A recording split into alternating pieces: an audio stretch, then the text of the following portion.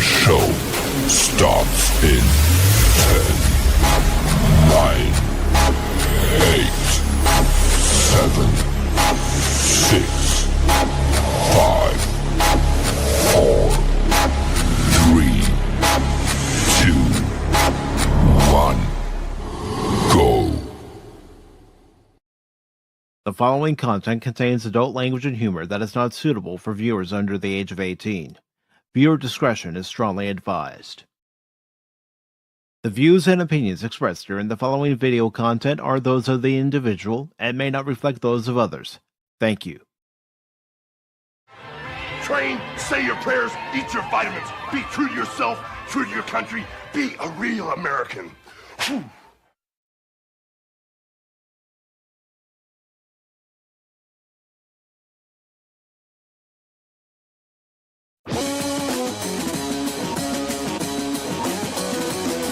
Pop Talk is where it's at, baby.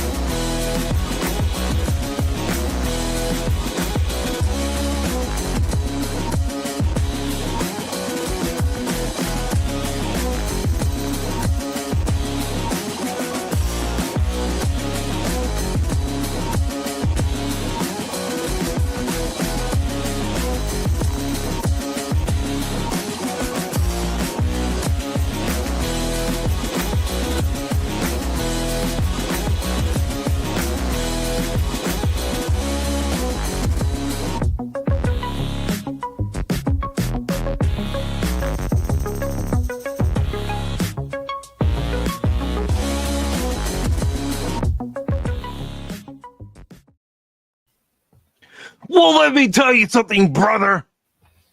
Welcome, one and all, to this edition of Pacific414 Pop Talk, along with Bear Norman Tag. I'm your host, Mike, and tonight we are going to pay tribute and honor to the late, great Hulk Hogan, also known as Terry Bollea, and the legacy he left behind in sports and entertainment. Because regardless of how you may feel about the man personally and his personal life as Terry Bollea, he did leave a large footprint on the world of both professional wrestling and entertainment, and that cannot be ignored. So, with that being said, tonight we are having a special watch party of probably one of his better feature films from his time in Hollywood, and that is Suburban Commando. And as I've said a couple times before, I think a lot of that does have to do with the fact that Christopher Lloyd is great in this, and he helps carry the movie.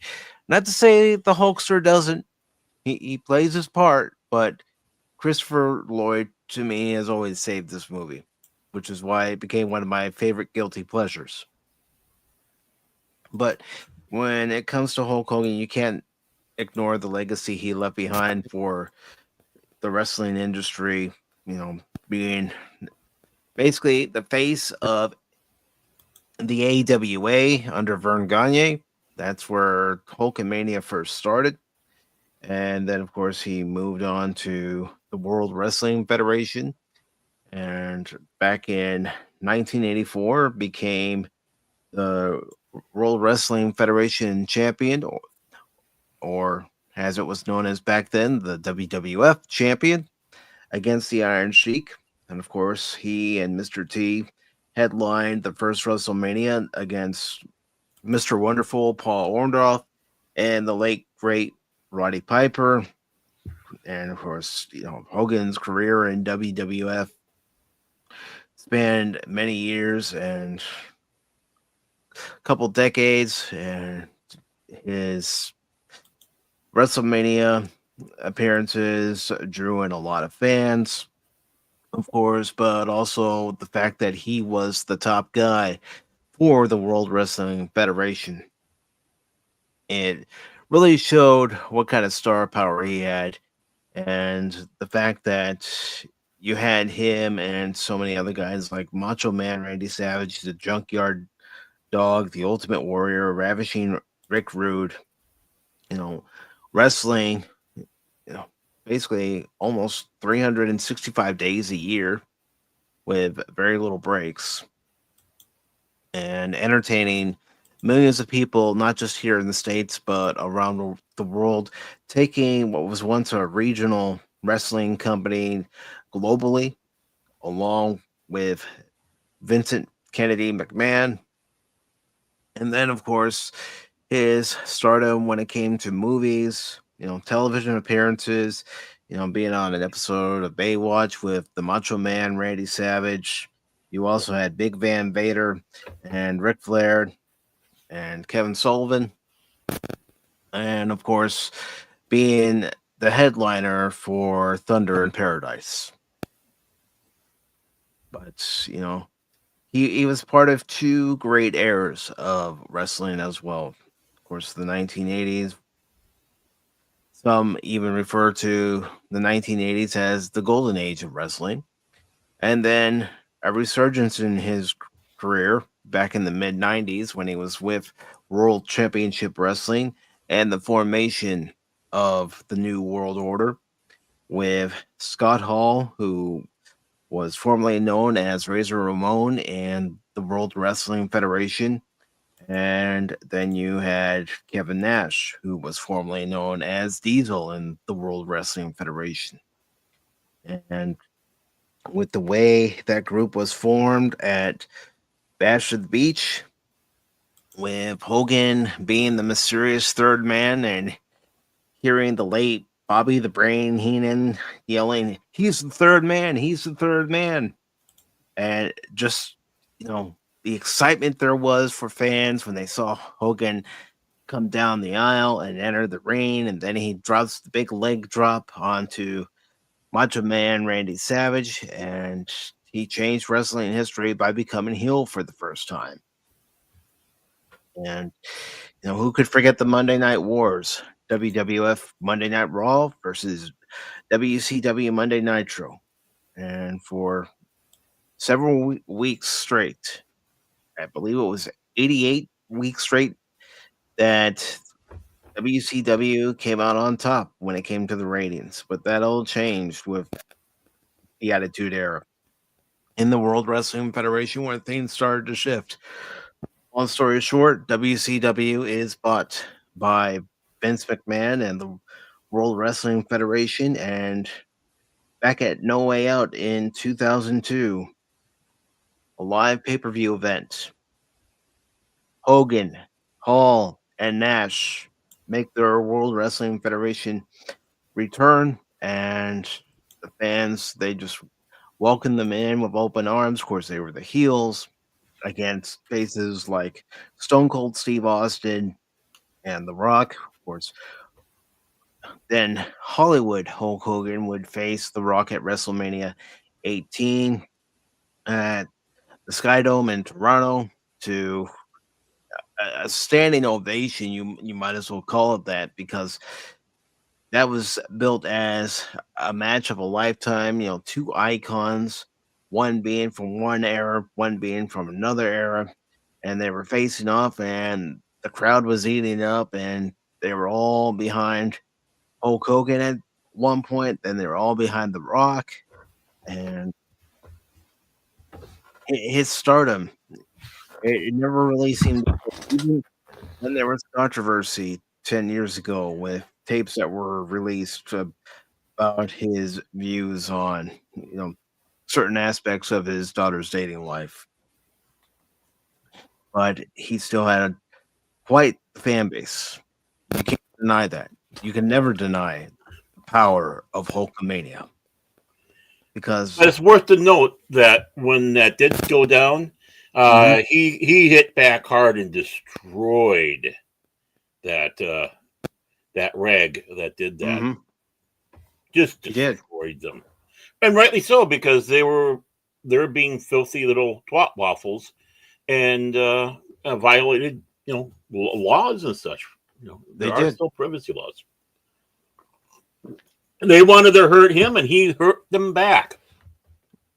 That he did, and Hulk Hogan had a relationship with what some might say controversial shock jock and Bubba the Love Sponge, and did appearances with him. Of course, I know some people who have been down to Florida, whether it be the Tampa Bay area or Orlando area, and they've gone into Hogan's Beach Shop.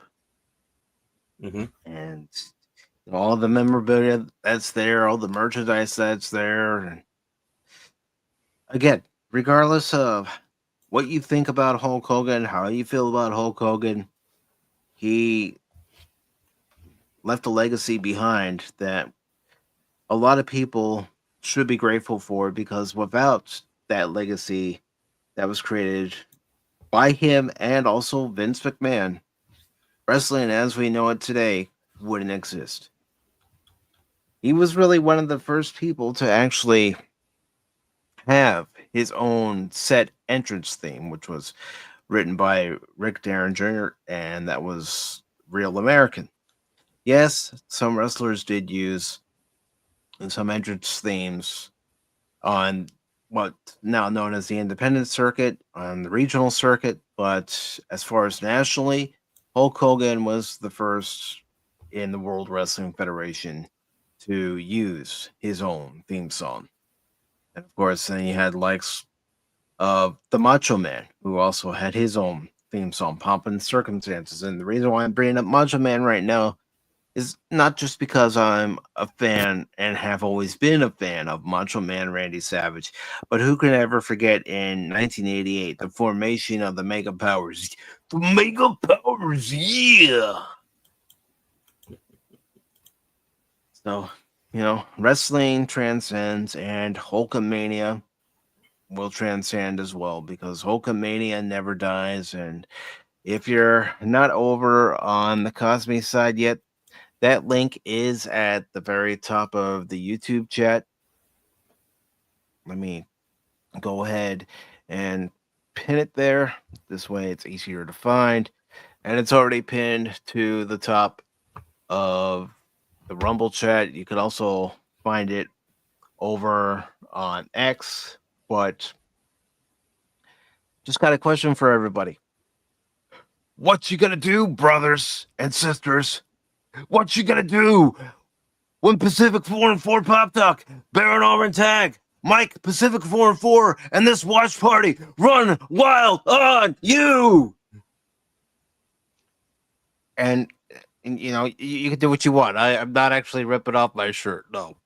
Nobody wants to see that on camera, but thank goodness. No, but we're starting it right now, brothers and sisters. That's why I'm going to get ready and put my wrestling outfit on there. Yeah. Yeah.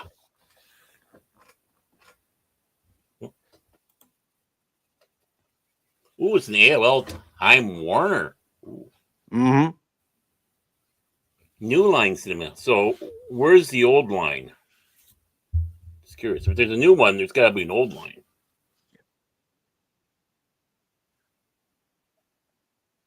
And no, the effects in this movie aren't the great. I was going to say, this is top quality ILM. You can see the Star Wars influence, though. Yep. Oh, he yelled. Oh, he groaned. Yeah. Well, that's what happens after I eat Taco Bell. I call it yell, 9.95. I groan. Mm-hmm.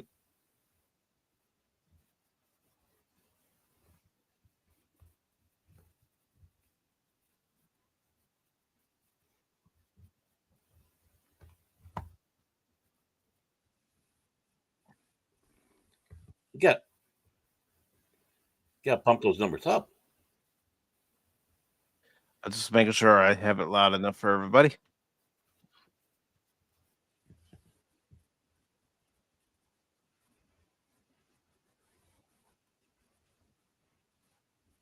Oh, cash. Yes. Well, Hulk Hogan did face somebody with a chin. That was at WrestleMania 7. And that person was Sergeant Slaughter. You puke, you swine, you maggot.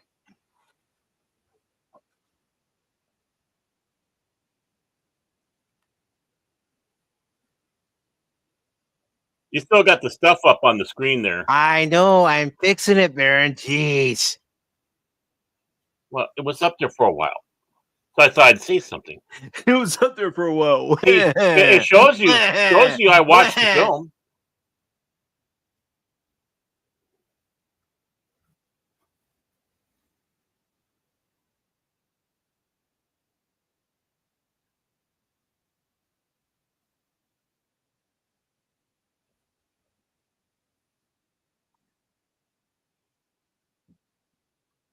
That wasn't nice. Not. What?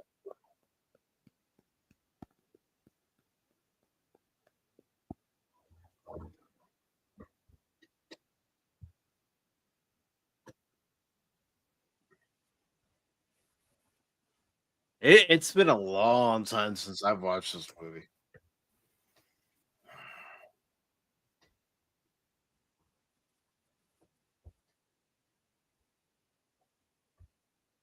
That's it, brother. It's got them now, brother.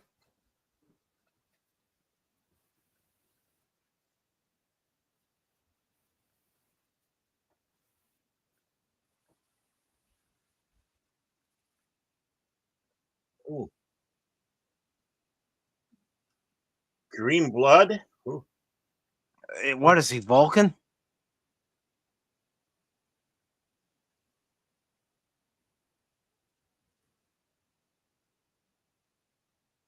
Bye-bye. Wrong wrestler, Baron. But I was an actor, too. Yeah, okay. So he was in Predator. And the Running Man. Yeah, all right. And Abraxas. All right. Abraxas. I was the star. Yeah, but was he ever in Mr. Nanny? I was on Small Wonders. Does that count? I guess. So you let the president die. That's nice. Yeah, that's good of Hulkster. See, he turned heel.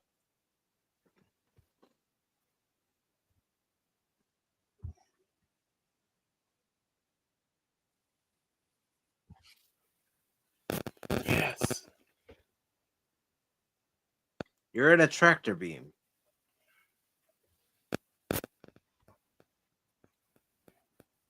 Oh!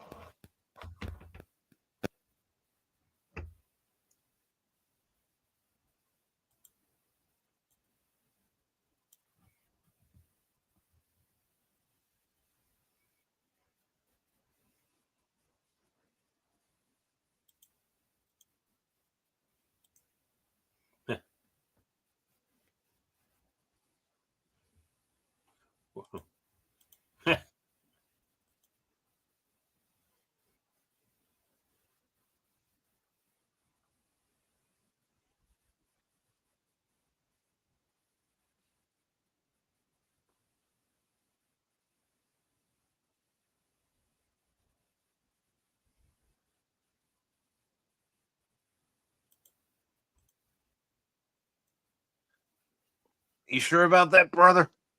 He's saying he's not stressed out, dude. I would never have done that.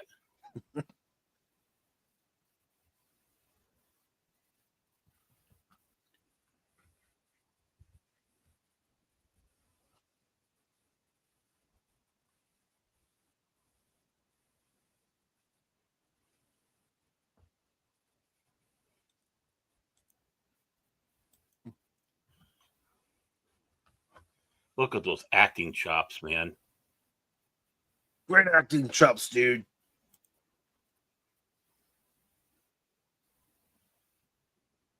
Hulk Hogan.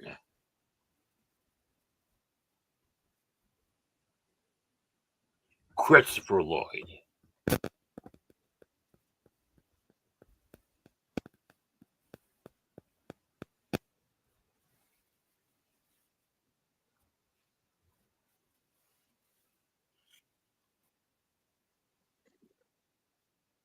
See, that should have gotten him in trouble back then when he said that.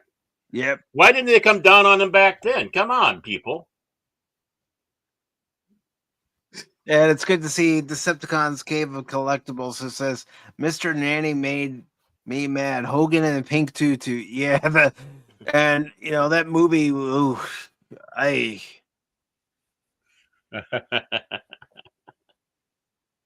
to see you, brother. You did it You're wrong. damn right it was. You should have done it like, oh, Jack Elam was in this. I forgot about that. He's always great. Roy Daltrey, of course, we just saw him as his boss. He was on so many things. Beauty and the Beast, Space 1999. I mean, I think he was even on The Prisoner. I could be wrong on that one. Of course, Shelley Duvall. I thought that was Olive Oil. Well, I thought this was Doc Brown that's talking. He looks or more Reverend Jim. A little Klingon-ish there. Yep. Give me Genesis. And it's also good to see Low Spec over on the Rumble side. How you doing, sir? Don't dead name him now. I just said Low Spec. I know. Was warning you. I'm just, trying to help out there. Try to keep our friend Low Spec there happy.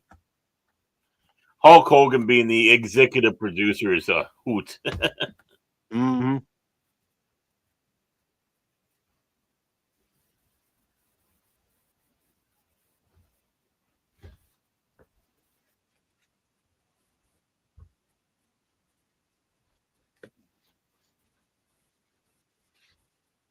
Cojones, huh?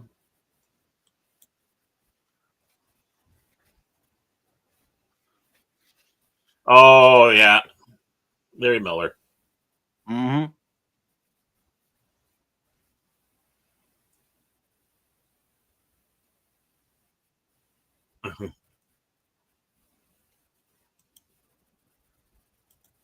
Oh, like he doesn't see you going through the files.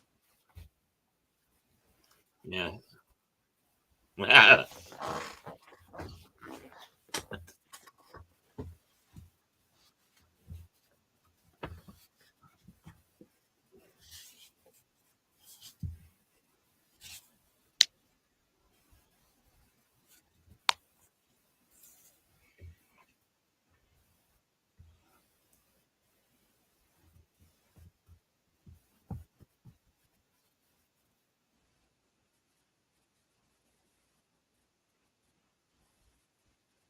Decepticon, if you want to watch the movie along with us, the Cosby link is pinned to the top.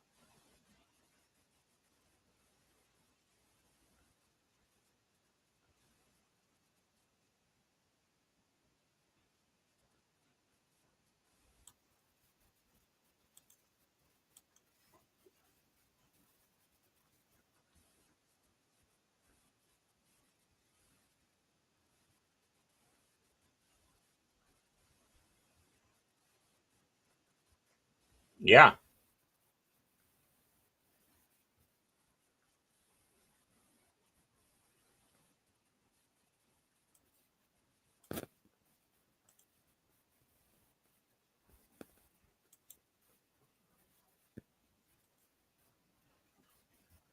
Simeon.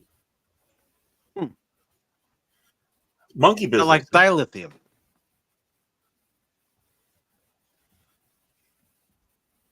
Maybe it's protomatter. Maybe.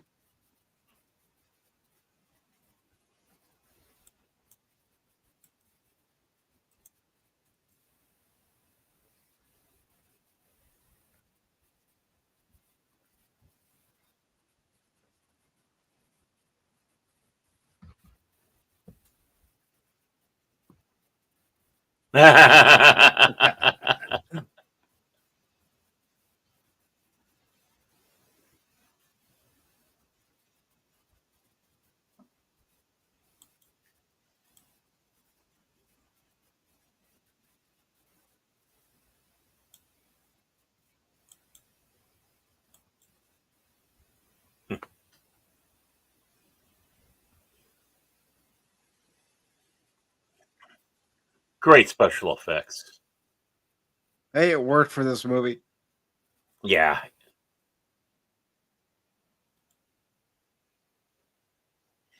He crack, go boom.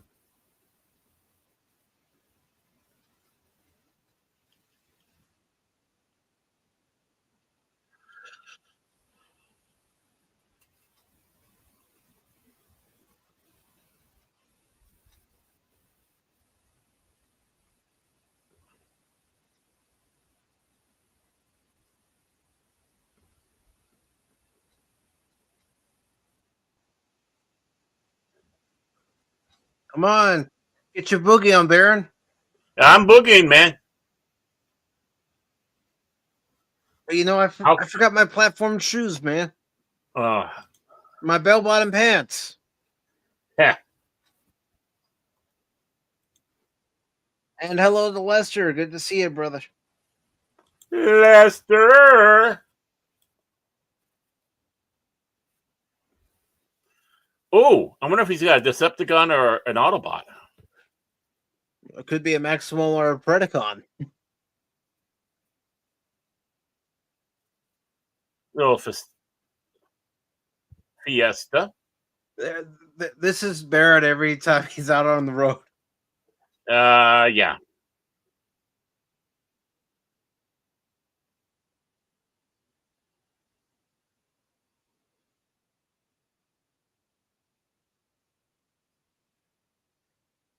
That's what he gets for not driving a DeLorean.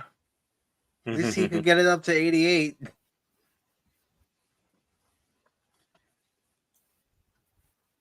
Let's throw down, baby.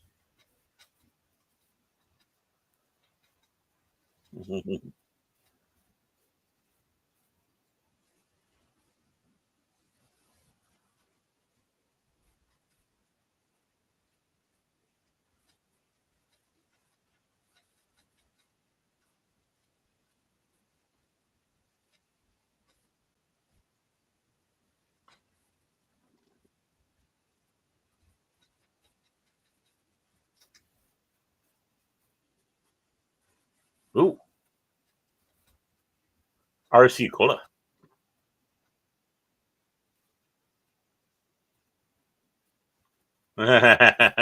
Yeah, they did. You got to give him credit for that.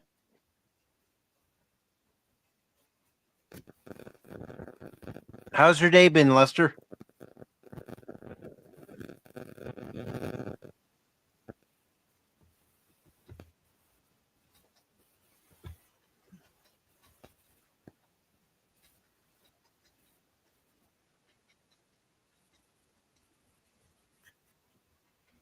That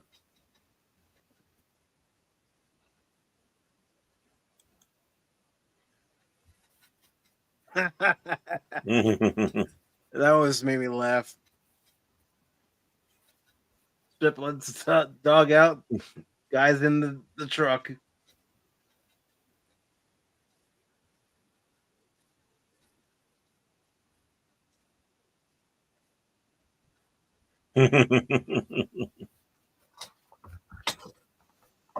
Apartment for rent. Mm-hmm.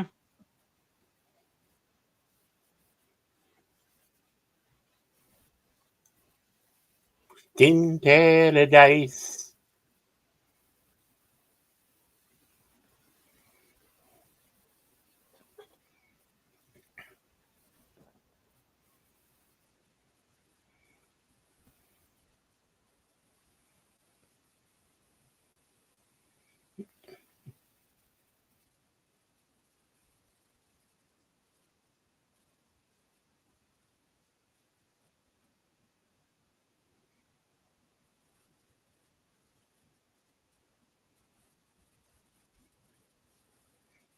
That's me.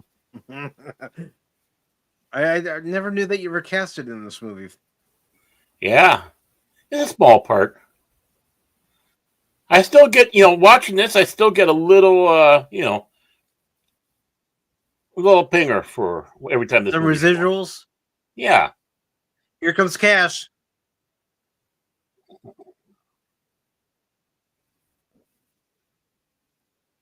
Yep, that's Cash. Yeah.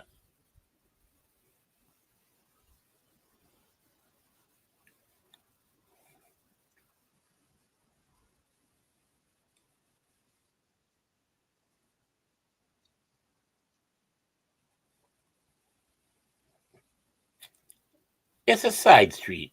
You don't act like that on a side street. No. Ah.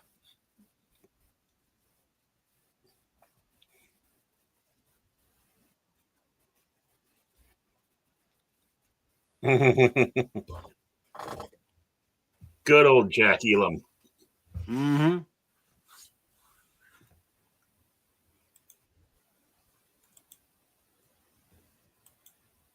I had an easier time with the DeLorean. Whoa, that's really wow.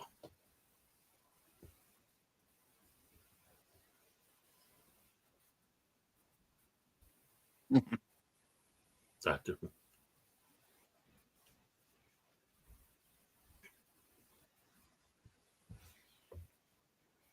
And Zex on Zex on Zex on Zex.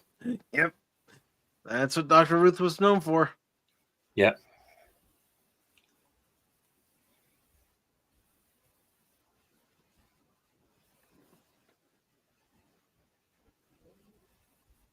Relatively chill, given I've been assisting with not so new projects at work. All right.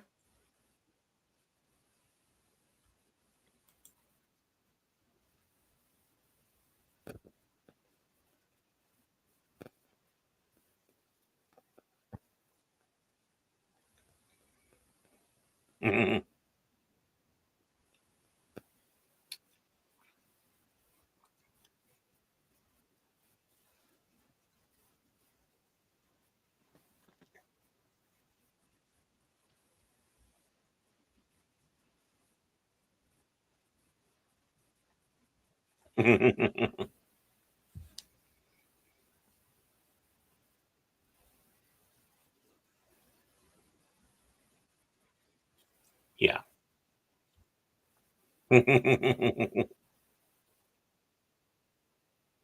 God. Fibber Good to McGee's see you, closet. Shane. You're damn right. Hulk Hogan will live forever, brother. If you want to watch Really sad. Suburban Commando, I've got the link pinned to the top, brother.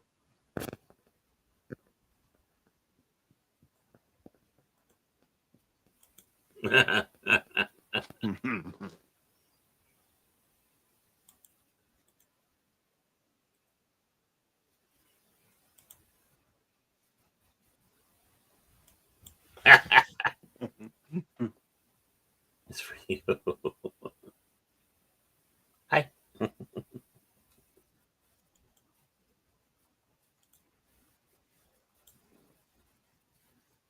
Got you, brother.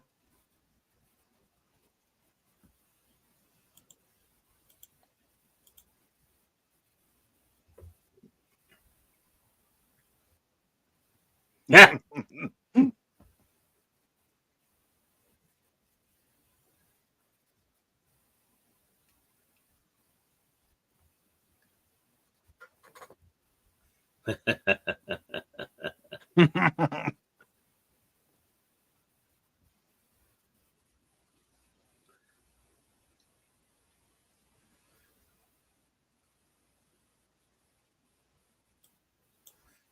France.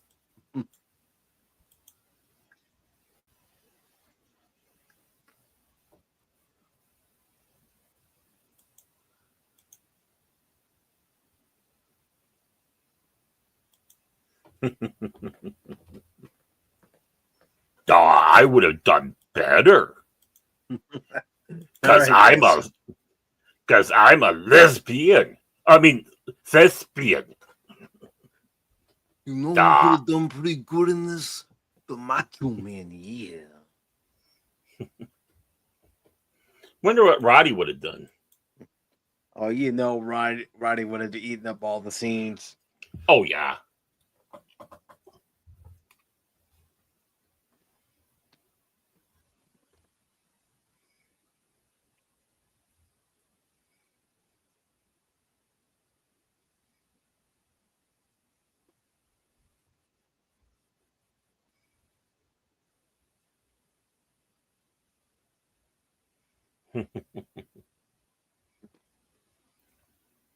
I mean, wouldn't you be doing the same thing? The strange guy comes to your house, wants to rent the room, you don't know anything about him.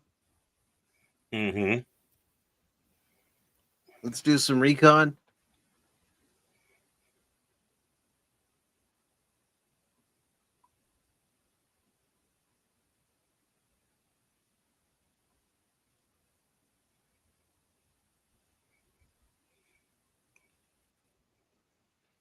It's a phaser.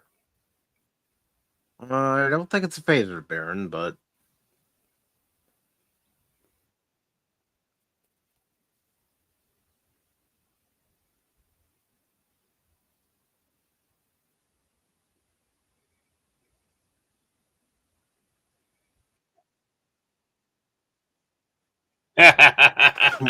it served those guys right.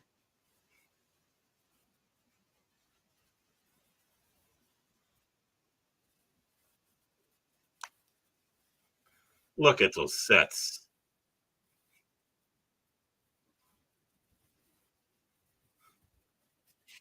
And one of those guys, the guy on the right, it's Mark Calloway, better known as The Undertaker.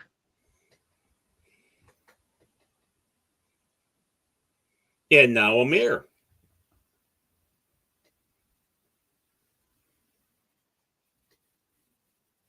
They should have had me. I fought the Predator. I hunted man. And we got DJ Roddy G here, dude. The greatest wrestler of all time, DJ Ronnie G. And we also got the lawn suffering this tag, brother.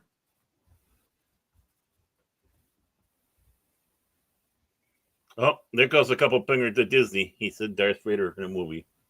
Well, at the time, Disney didn't own I know. Star Wars. It was before the Dark Times, Baron. Yeah, before the mouse. I hope the lawn suffering is doing well today.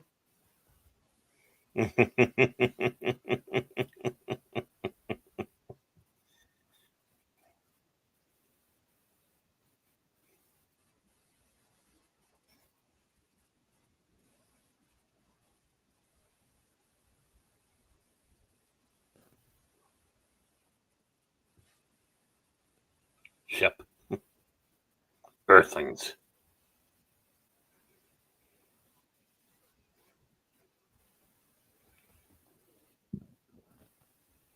Bye, honey. Bye, honey. I gotta go build a time machine.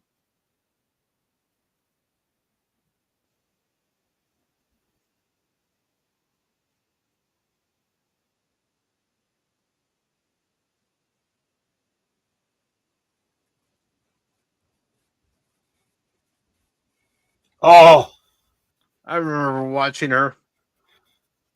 I forgot about that.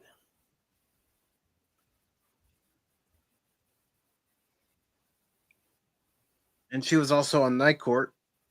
Yep. Where I remember her from. I forgot about the show.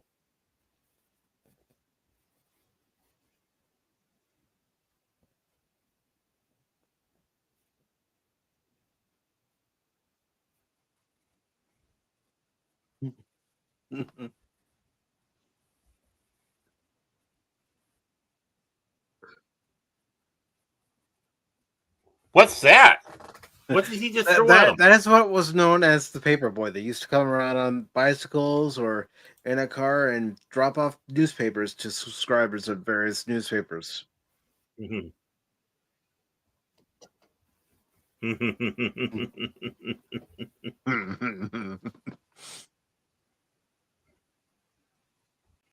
Let's go see your big guy, huh? Hawaiian Tropic.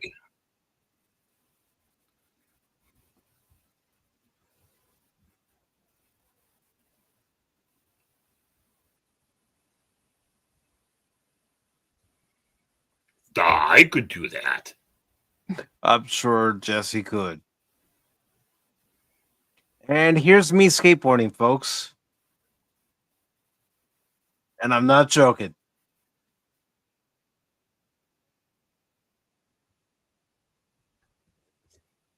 Ooh. Ow.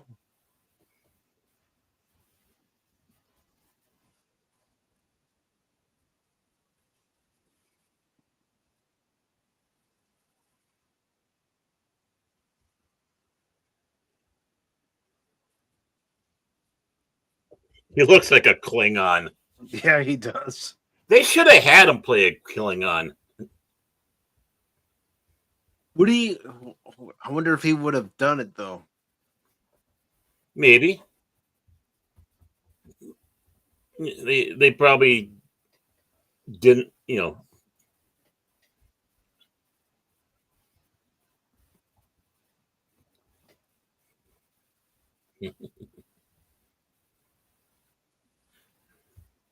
You're not my brother, Galron. Brother.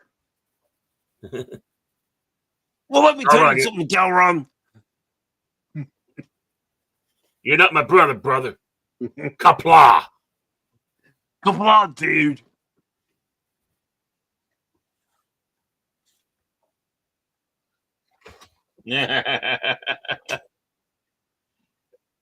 And thus road rage was invented. Mm-hmm. If it wasn't for this movie, we wouldn't have had road rage. Unfortunately, it existed before this movie. Yeah, so the national education people did, but they lie. They teach lies. Lies, all lies.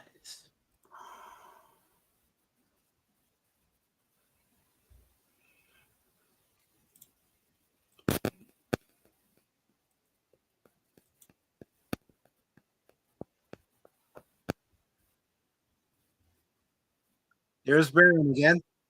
Yep. That's when I was skinnier.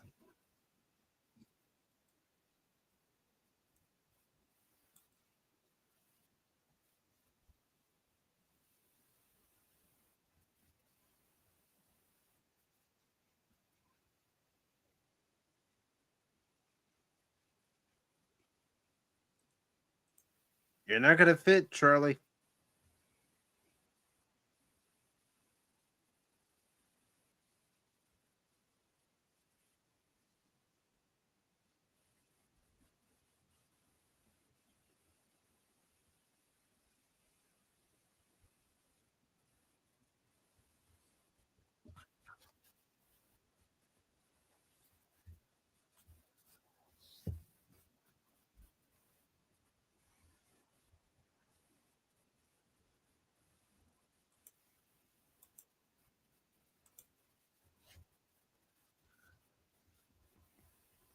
Mm-hmm.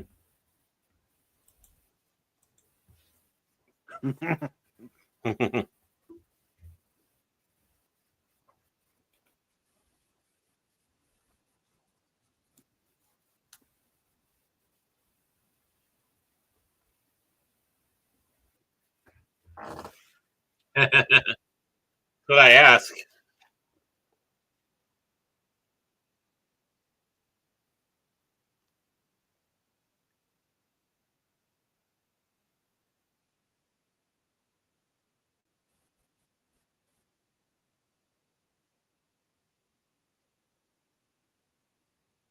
Nah, that skateboard wouldn't have shattered like that. Nope. I know, it's just effect for the movie. I know.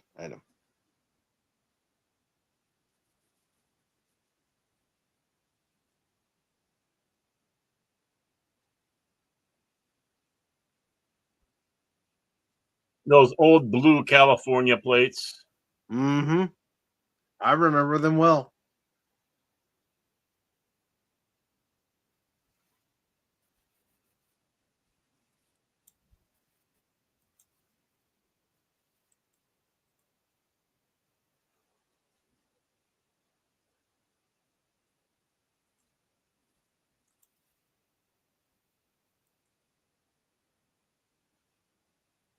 Mhm.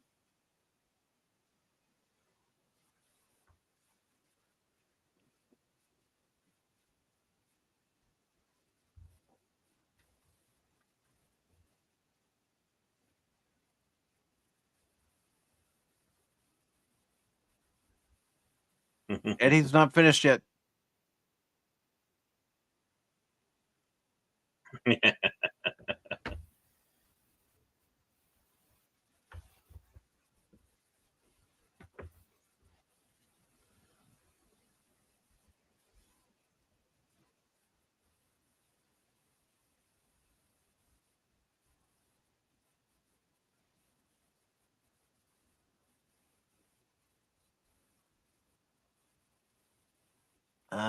Remember the good old days, Baron, when using film, setting the timer, Mm-hmm. and then not knowing how well the picture came out until the picture was developed? Yep.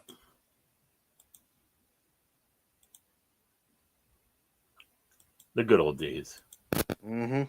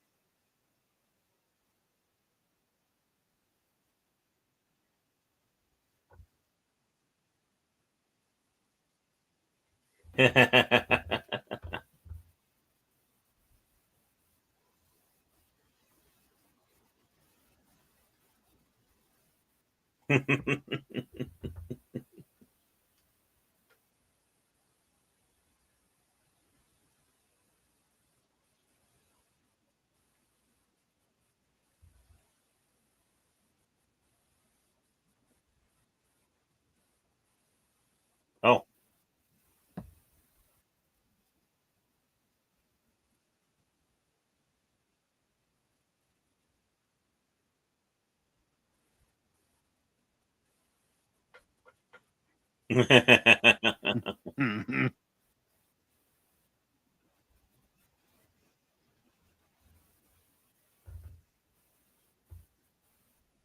Can't get up.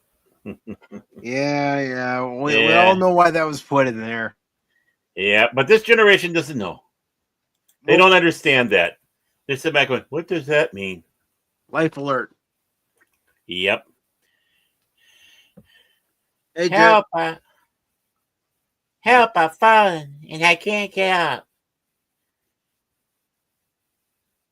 We'll be right there, Mrs. Fishbacher, or whatever her name was.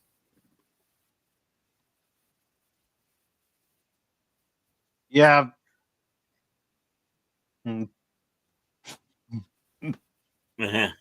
Yay! Well, that mime won't be doing that anymore.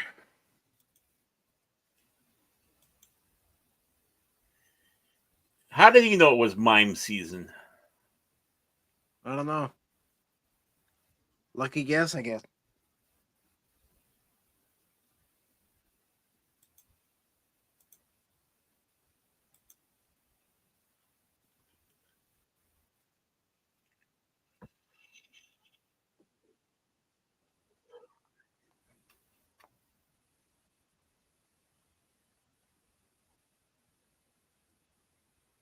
Aliens.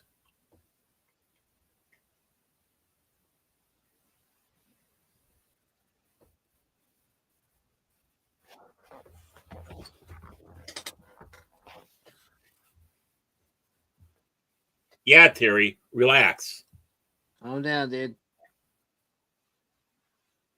I am calm, brother.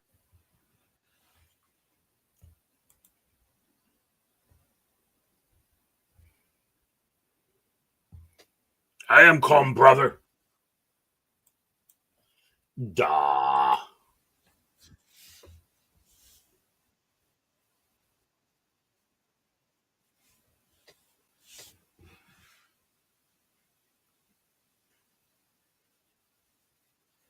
It's like something you picked up at a dollar store. Mm-hmm. Back then, it would have been a quarter store, but you know. Yeah. Well, I was gonna say you never know where they got some of their props and. Mm-hmm.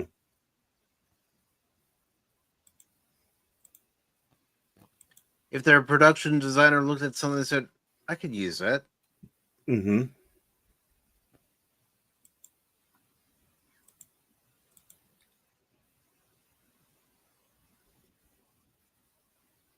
So different from that Klingon bird of prey he used to captain.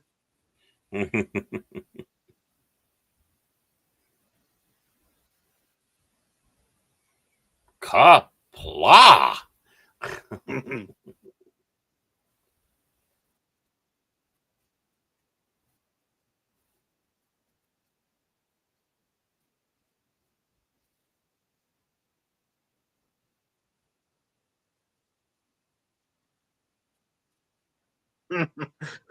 Phasers, photon torpedoes.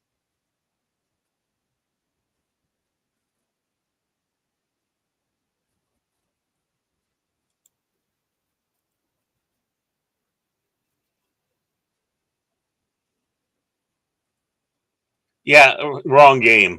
yeah, you're playing Afterburner. It's not a space game.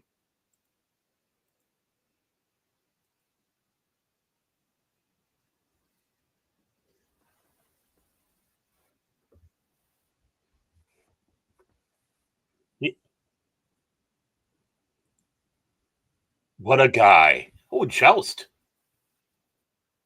Used to play that a lot.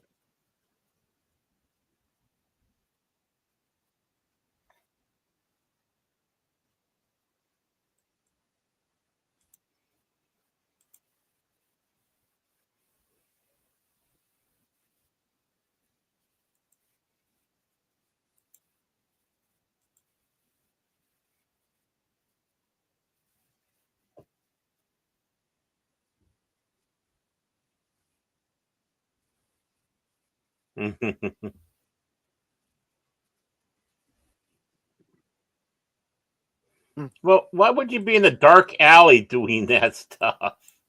I don't know. Why wouldn't he be out in public Mm-hmm. where he could be seen? You can almost see the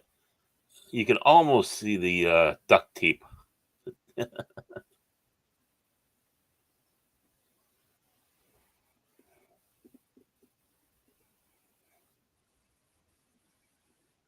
Oh, he's got one of those Nintendo gloves. Cool.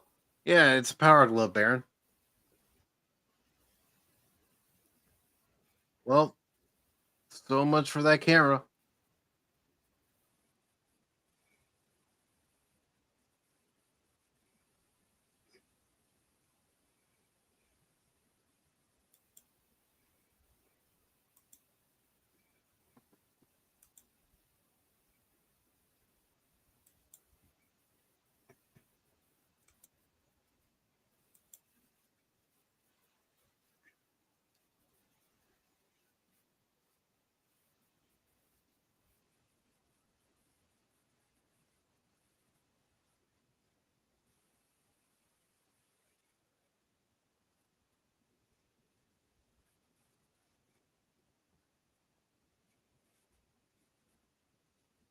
And just like RoboCop,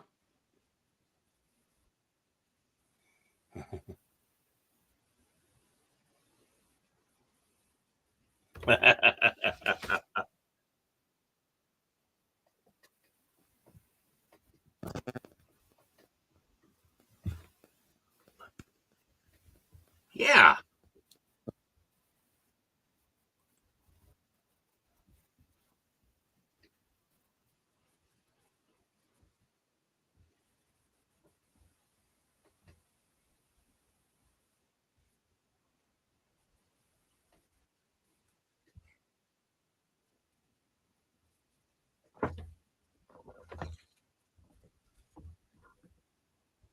Hmm.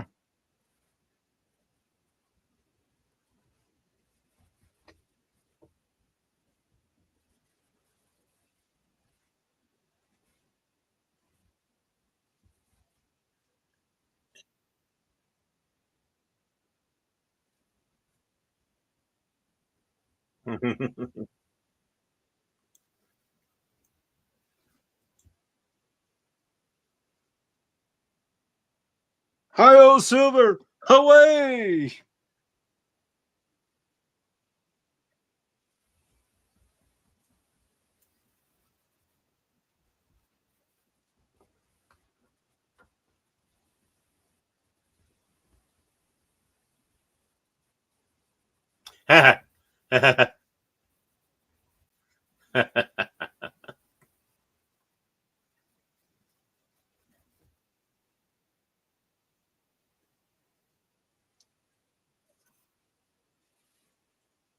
It's Cash Force One. Cash Force One. Oh, Yep, that very same skateboard.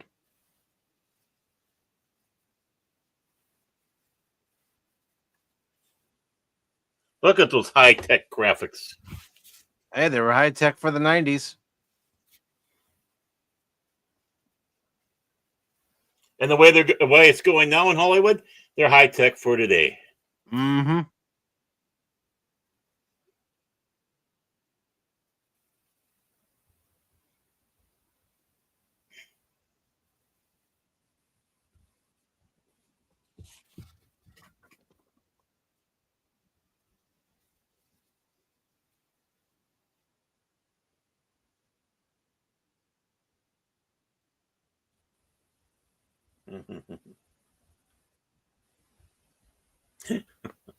He's gonna let that cricket bother him.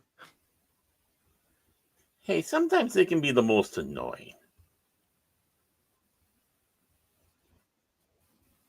What?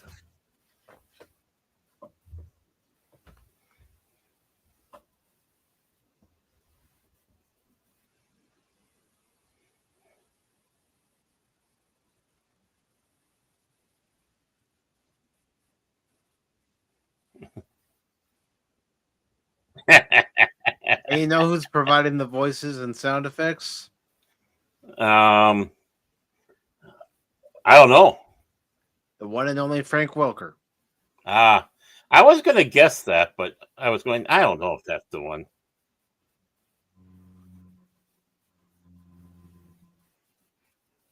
Gosh, 59 cents a pound for bananas? Let me go back. Yeah.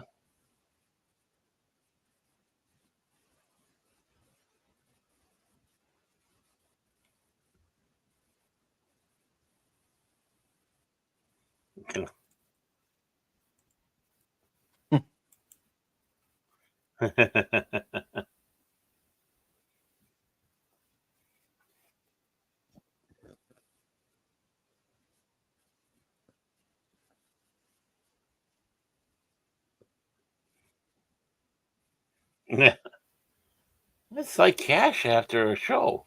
Mm-hmm. Do you see the UFO flying up in there? Cool.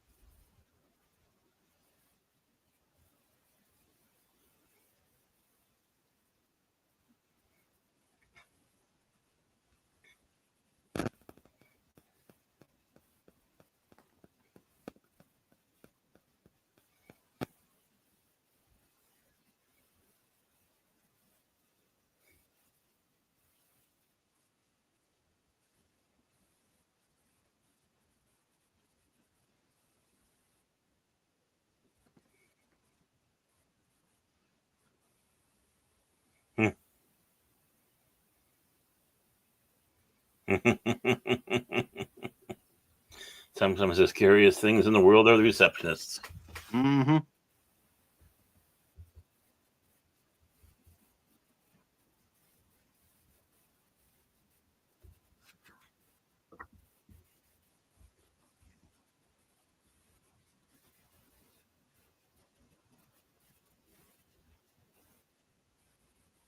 Bonsai.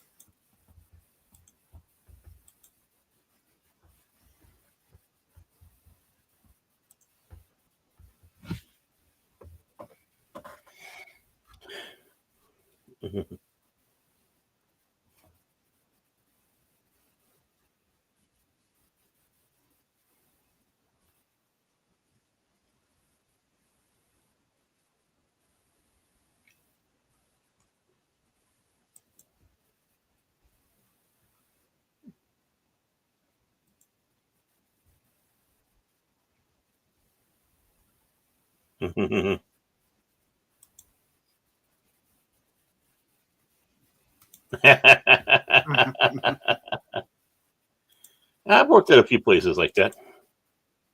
Yeah.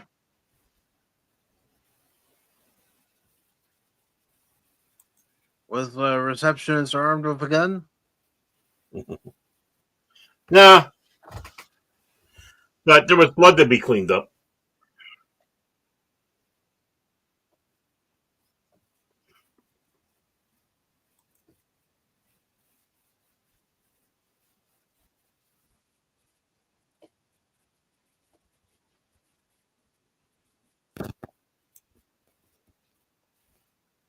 Maybe.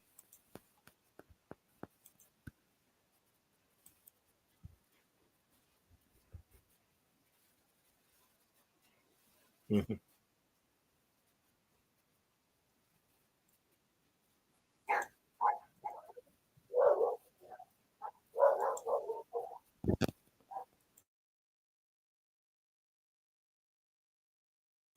Thingy. Yes, Barrett, it's a thing. A thingy. Yes, a thing.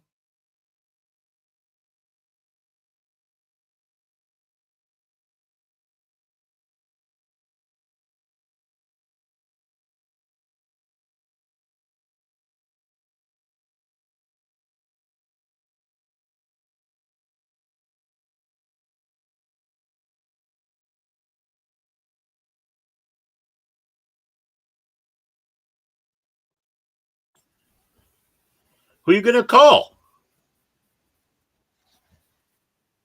Ghostbusters.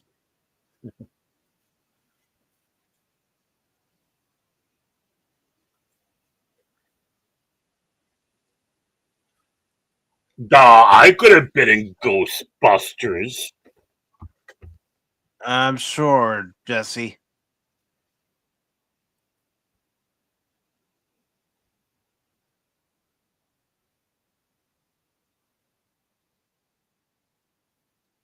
I mean, it is the same prop. Yep. Rent a prop. Like, I mean, like I was gonna not say known to catch on. it's not unusual for Hollywood productions to use props that you've seen in other shows, other movies, and Oh, yeah. so using the EKG meter makes sense. Mm-hmm.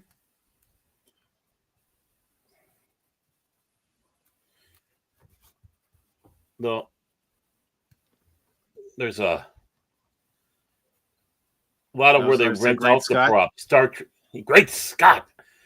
The a lot of the stuff they had in Star Trek too, because the lower budget was basically rent a props, including the infamous double tube where the lights are going around and around. Yeah, which you see in other Next Generation episodes, Deep Space Nine episodes. Airplane 2, where Shatner's asking, "What does this do?" It's like, what's this purpose?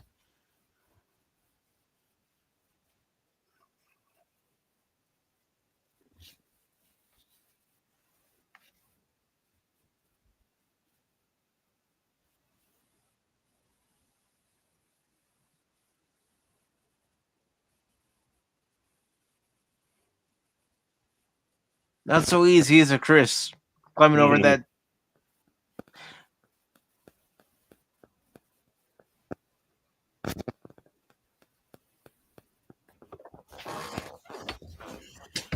You know, Cheech and Chong really let themselves go.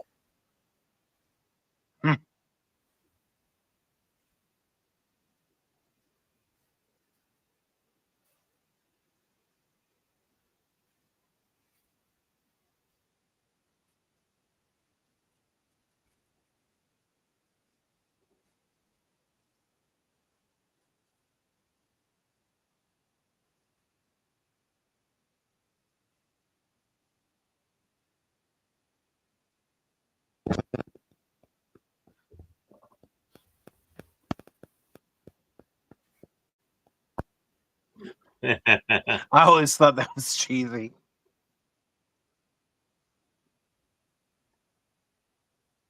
The heroic.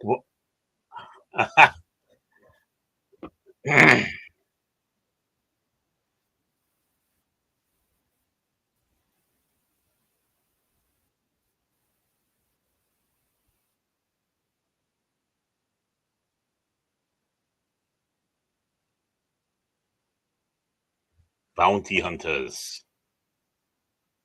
Nah, just the Undertaker.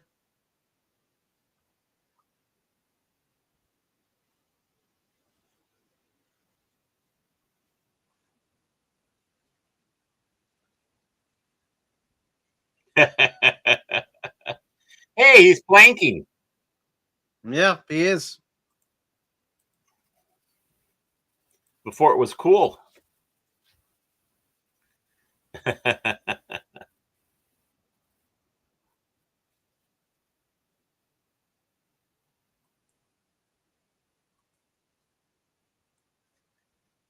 it's a Christmas movie. Yeah, it is. Jingle bells.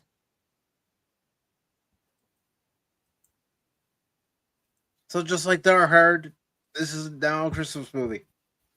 There we go. And Rambo. And of course, Gremlins. Mm-hmm.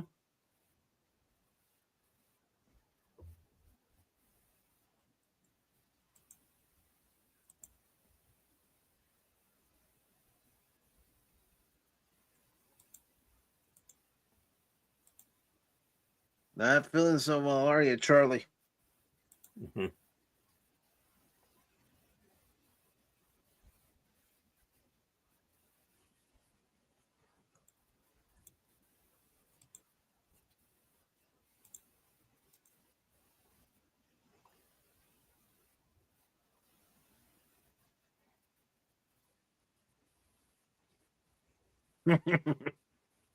YouTubers.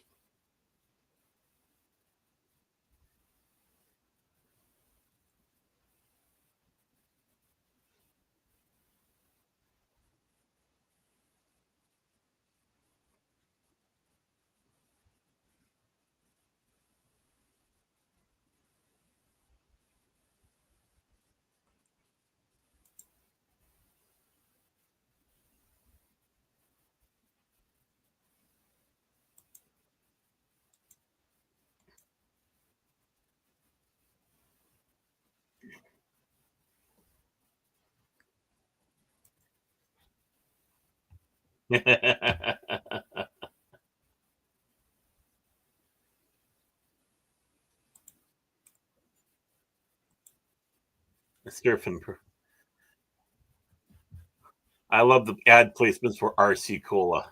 Mm-hmm.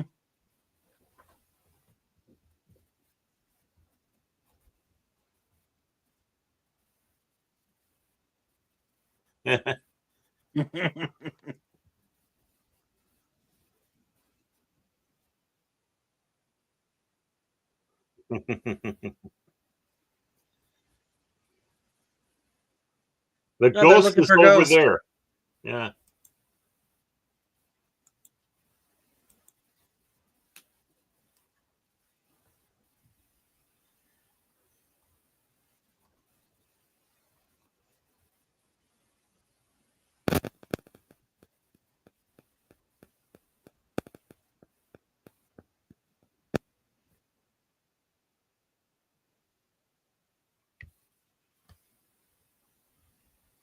Wow, that didn't go good. Nope. That's what happens when you cross the wires. In the streams.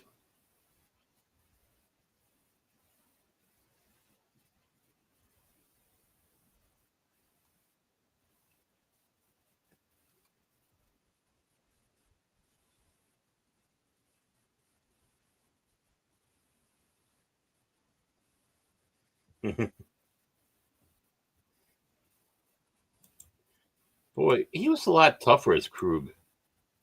Yeah, he was. I mean, sure. Kirk kicked him off a cliff. They changed him. Or it could have been traveling through time, the space-time continuum in constant flux. Years driving a cab. I think that's what did it, Baron. Driving the cab. Now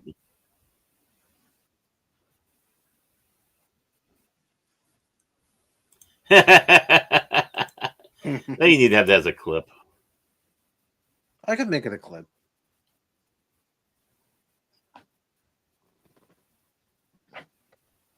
Have you experienced any buffering?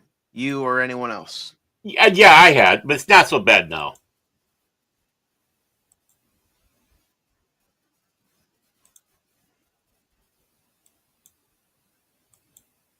In the monkey house. Mm-hmm.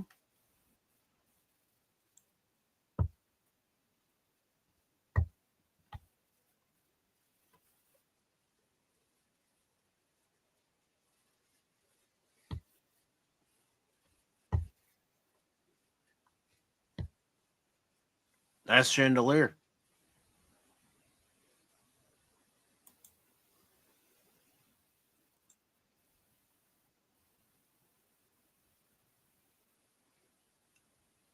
No, not hors d'oeuvres.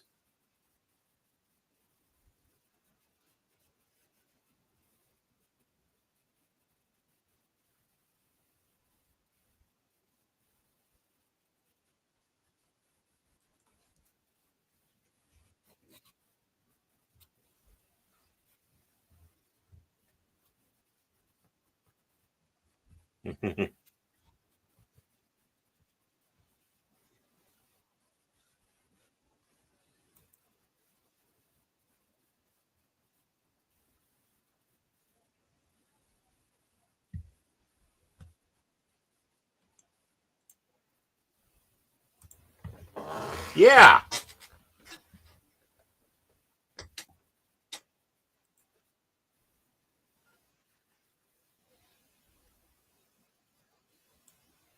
Oh.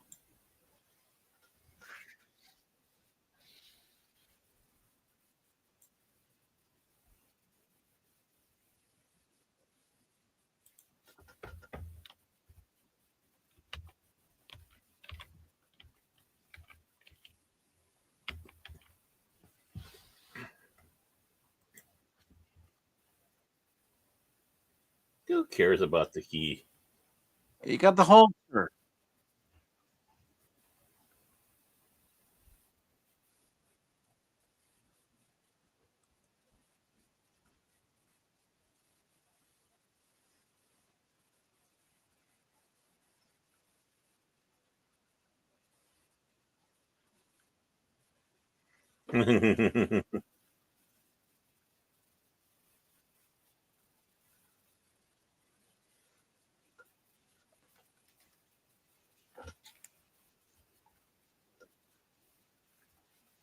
Yes, it is a calculated.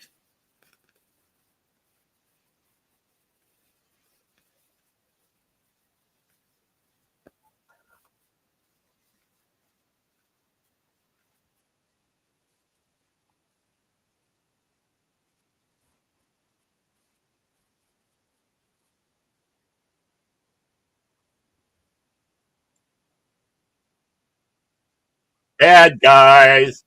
Yep, they're flying a bug.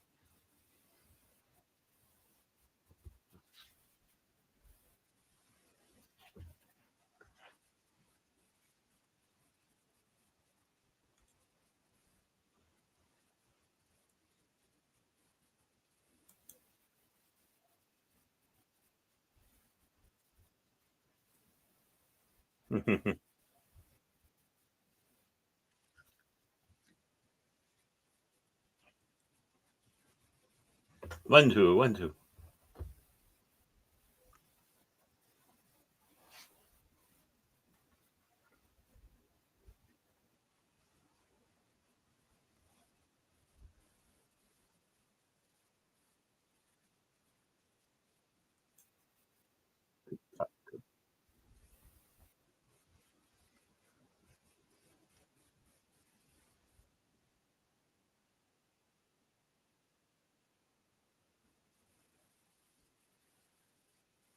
Do, do, do, do.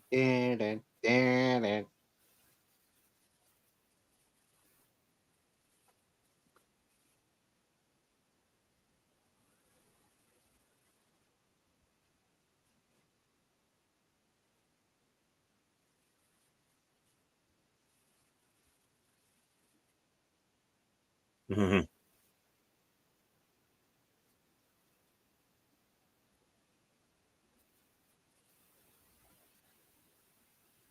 Let's play Bend the Rebar. Yep.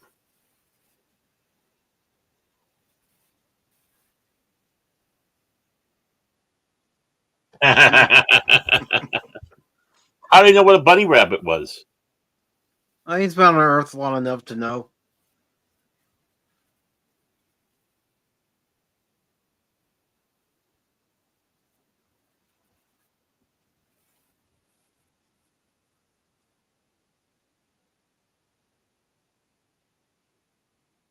Wow, I didn't know the Undertaker was able to do that. Yeah. Yeah. You ever see him in a match jumping over the top rope?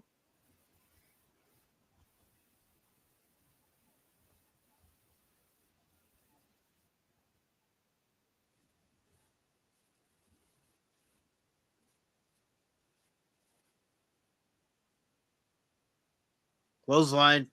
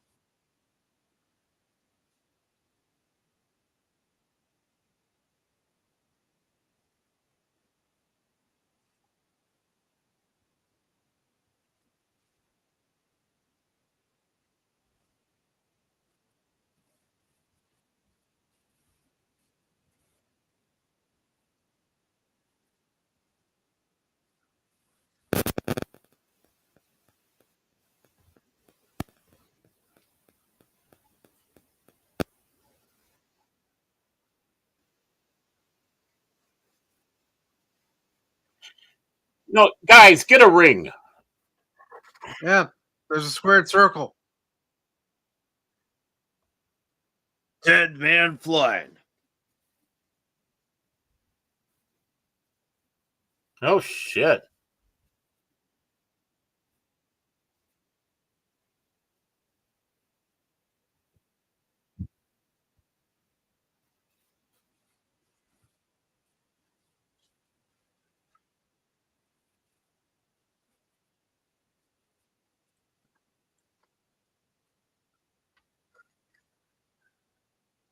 And it's good to see Tommy of Tommy and the Guinea Pig Collective.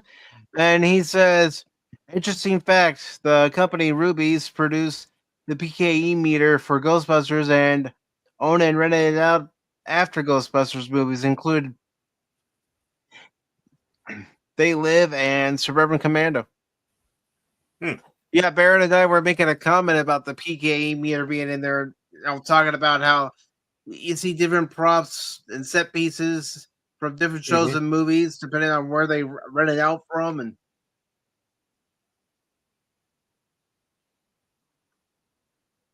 Yeah, I mean, prop rentals is a big thing in Hollywood.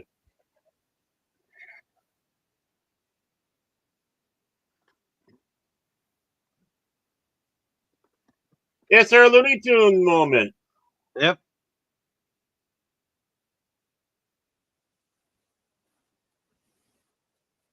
Oh, it should have been game over, bitch.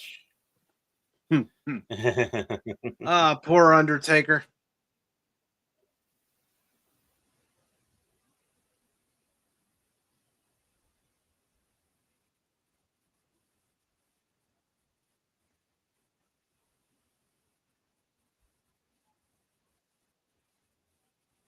Yeah. Yeah, you.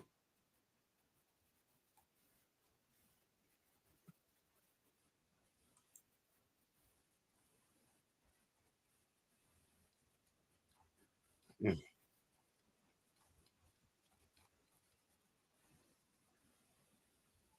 Wow. Yeah, he's a corporate guy, all right.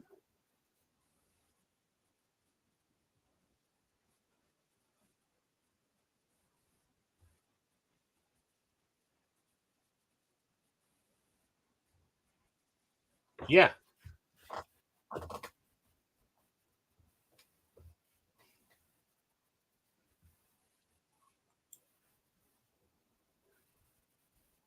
They're coming.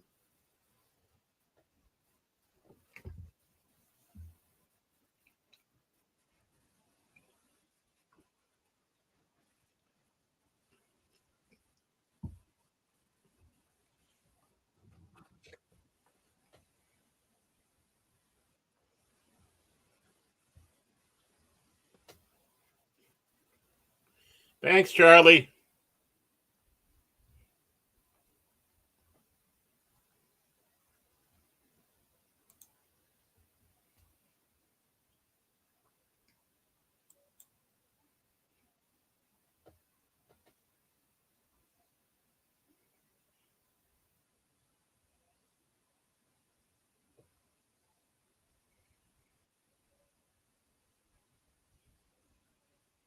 Uh-oh.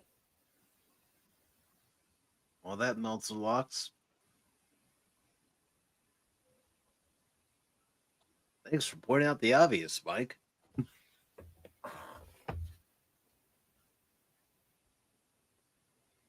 Look at that small black and white telly. Mm-hmm. The rotary dial phone. The chompers.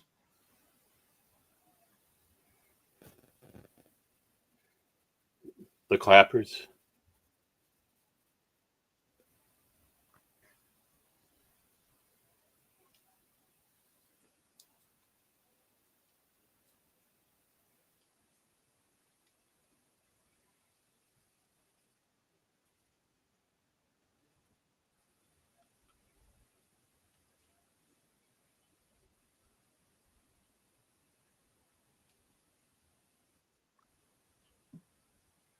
Hello. Shane's saying that Kamala Harris just announced she has dropped out of the governor's race. She's finished. I didn't think she really had a chance anyway. Wow.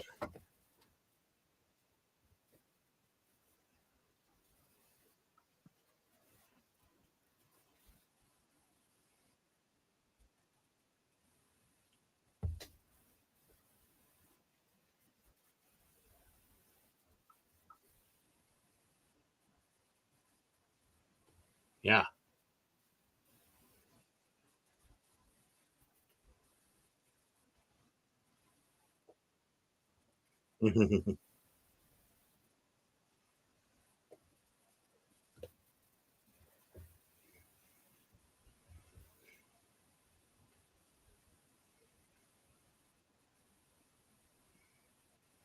It is.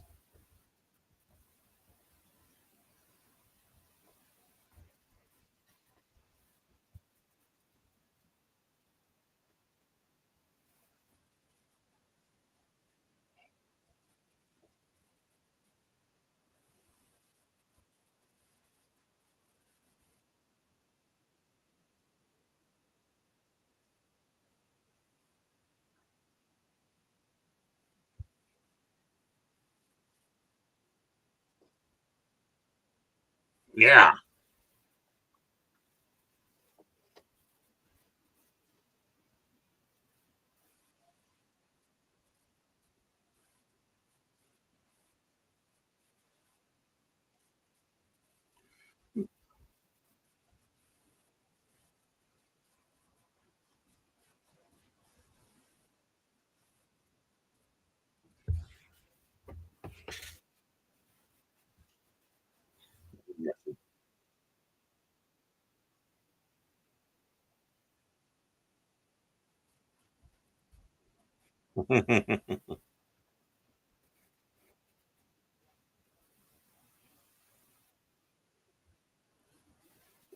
Yeah.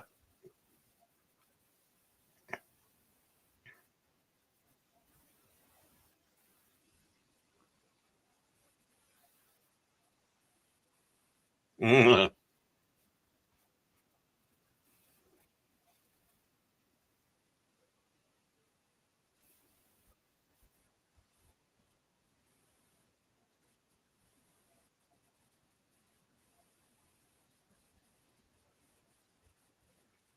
Brother.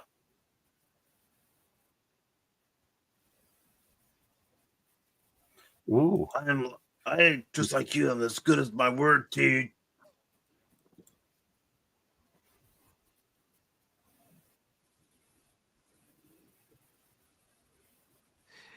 Yeah, and that's a reputation she leaves behind.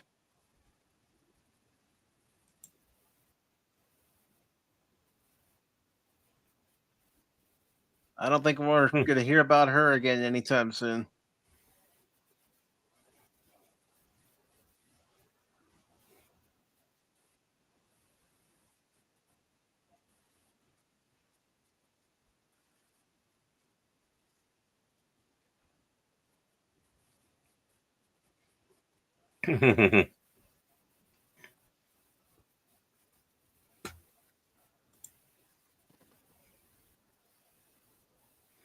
Painfully.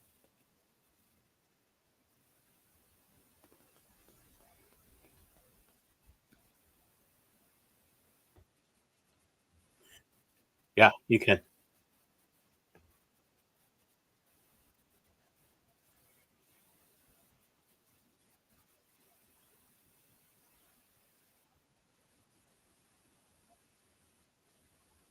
Yeah, be careful.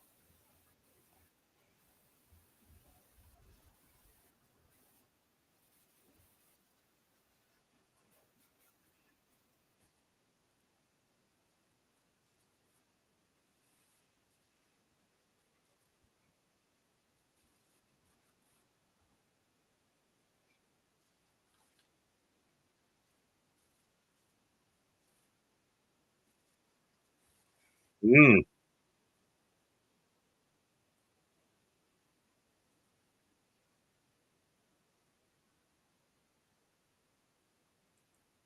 Yay! Well, you always need a clown on somewhere. Yep.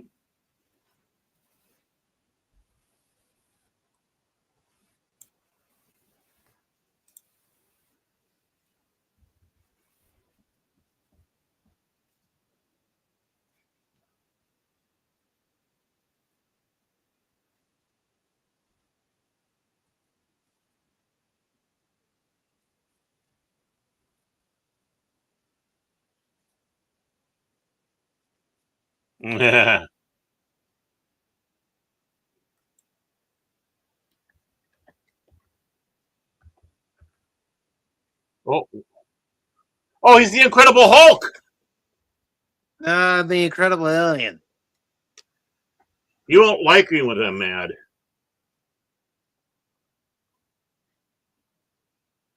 Ooh. Well, isn't he a handsome looking fella? Yep.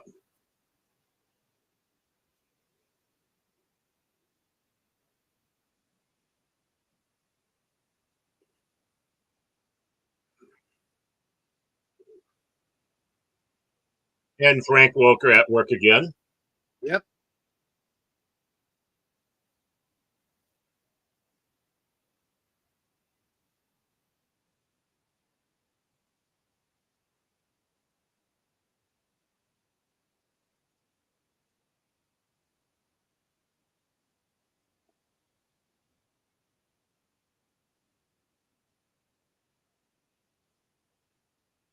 You're a little bit of Dr. Claw.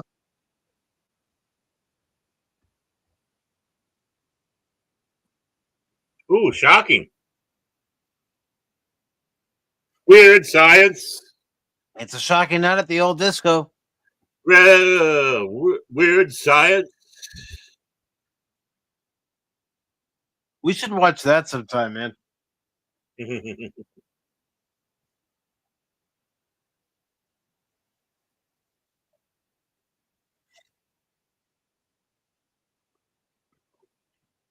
Ooh, place goes boom. There, I told you to stop eating the Taco Bell.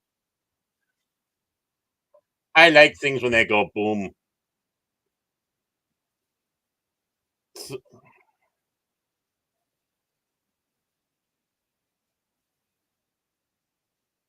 Yeah, he's dead.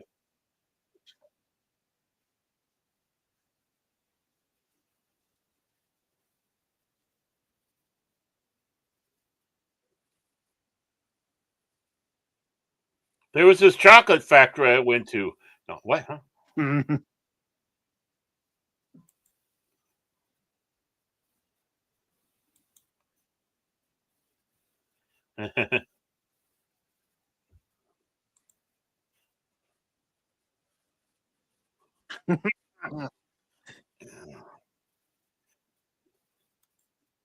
Yeah, mom's gonna kill you now.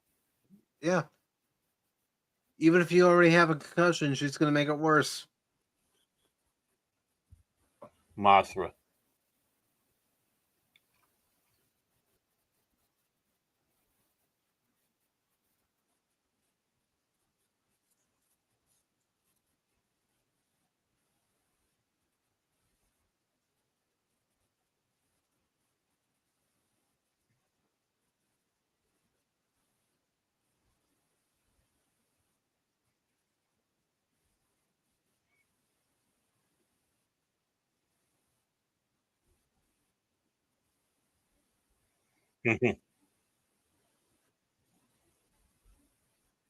Chuck.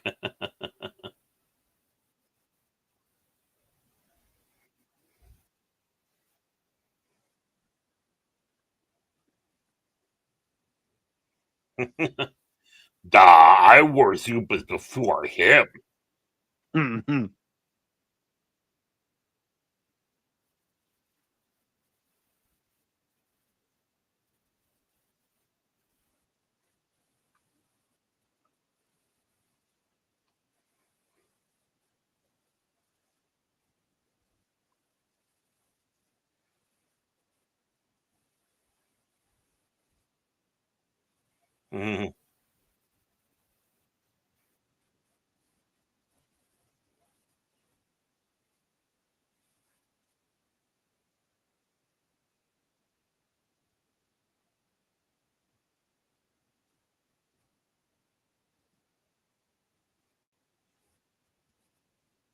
Wow, he's Tony Hawk's.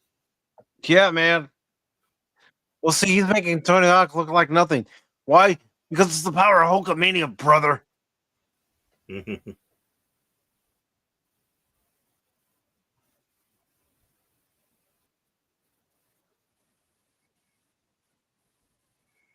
Whoa, we're That's a watching nice board. Turtles.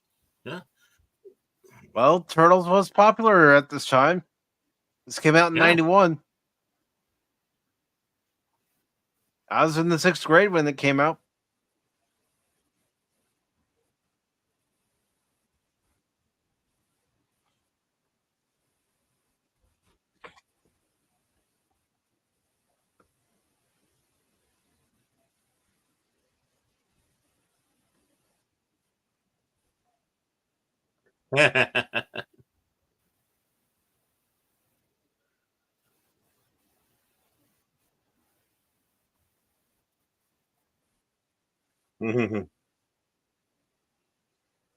Remember those pants, Baron?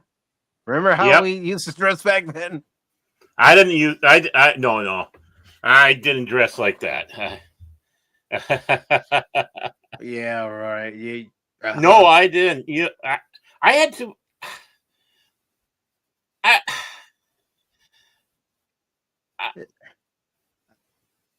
I was too stuffy. Ooh, hello, nurse.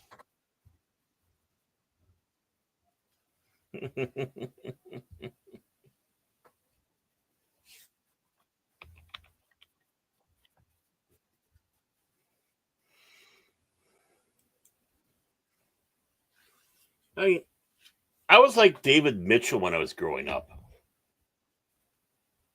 Huh. Gotta dress nice, huh? Actually, I did try to dress nice a lot.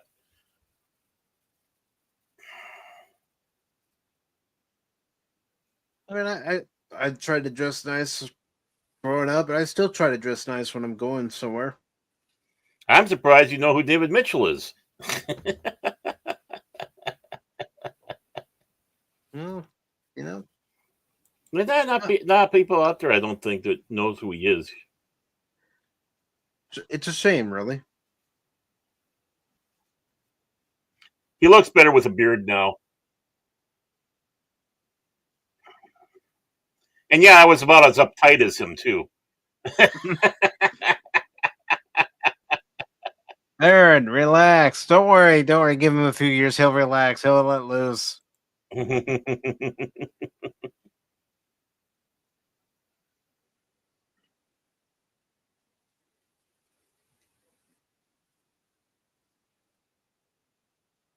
That car. That car's been through hell and back. It would have been funny if that was a Yugo, though. But they got a Fiesta, so. Mm-hmm.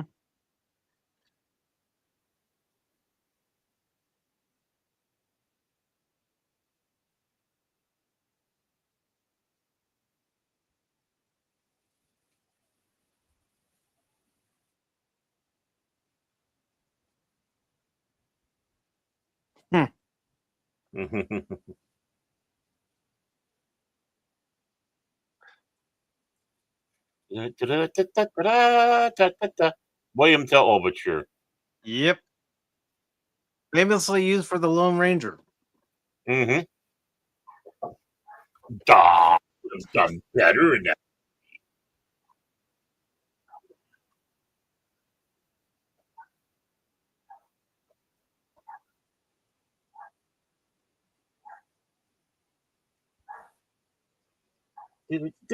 All right, Baron. And everybody. Ah. Thoughts on Suburban Commando dudes and dudettes?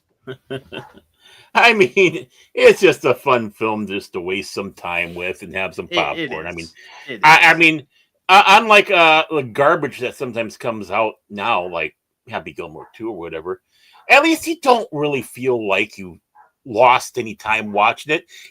You're not going to go out there and praise to high heaven how great this was, or how great Hulk Hogan was in it. Excuse me. But, you know, you're not going to go away going, my God. You know, this is probably the second time I've seen this movie. The first time was on cable way back in like 91, 92.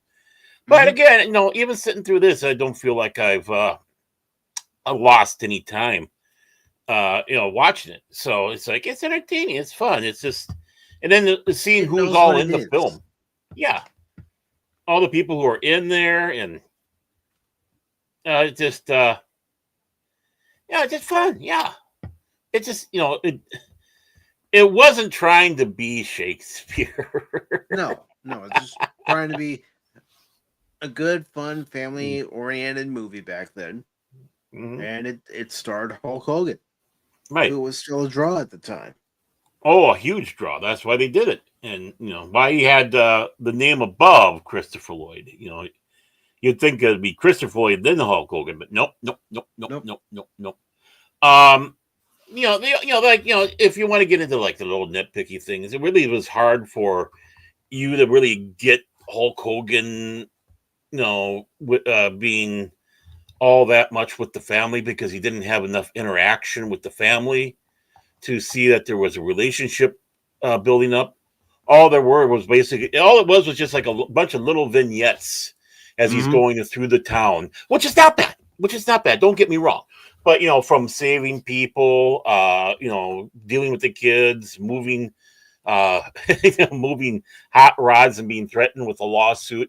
I mean, you know, the vignettes, it just, they didn't distract because it was part of the film, but it was just, okay, this is like a day in the life of an alien on Earth who hates Earthlings, and the silliness that goes around it. I think they should have probably played on that a little bit more. But, and of course, you had to have the wrestling moves, you know, him and the Undertaker, you know, stuff like that. So, yeah, it's a fun film. You know, I was sitting down and flipping channels and was on, it's like, oh, okay, what the hell? I'll just watch it. I mean, and probably laugh for the wrong reasons. It's not gonna hurt you. You're gonna watch it. You're gonna reflect back to that particular time, of course. You know, seeing the style of clothes, the hairstyles, and Right. everything, and go, gosh, I remember that. Gosh, I wore that. Mm-hmm. Yeah. Like I said, I was David Mitchell, so I wasn't wearing any of that stuff. That was pretty uptight. I had a pair of pants like Hogan wears at the end of the movie. I mean, yeah, you still got it. I You wear it occasionally now. You know, you showed me before. I don't. No, I don't.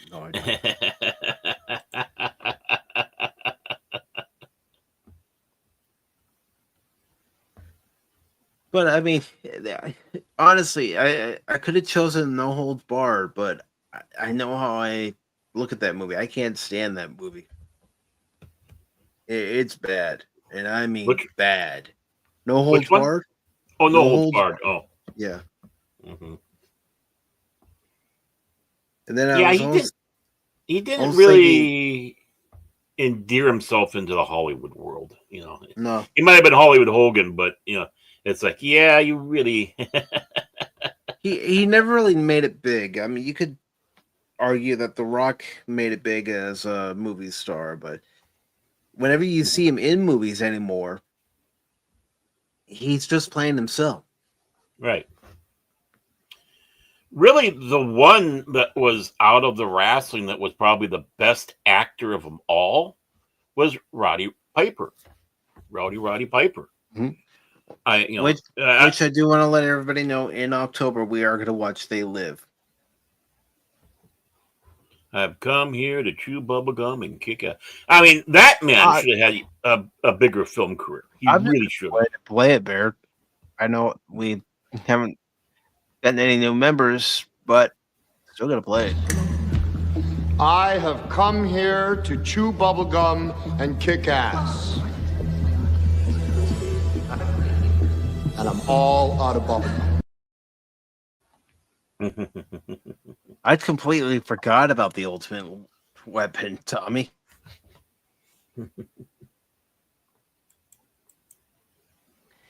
Yeah, but you know, this movie it's watchable. It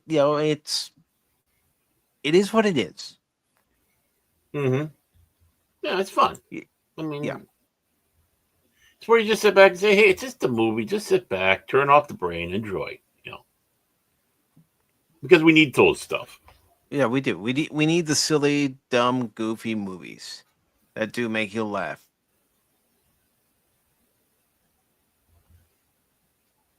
But I'm gonna ask everybody who's in the chat right now, or who might even be lurking right now, what are some of your best memories of the Hulkster, Hulk Hogan?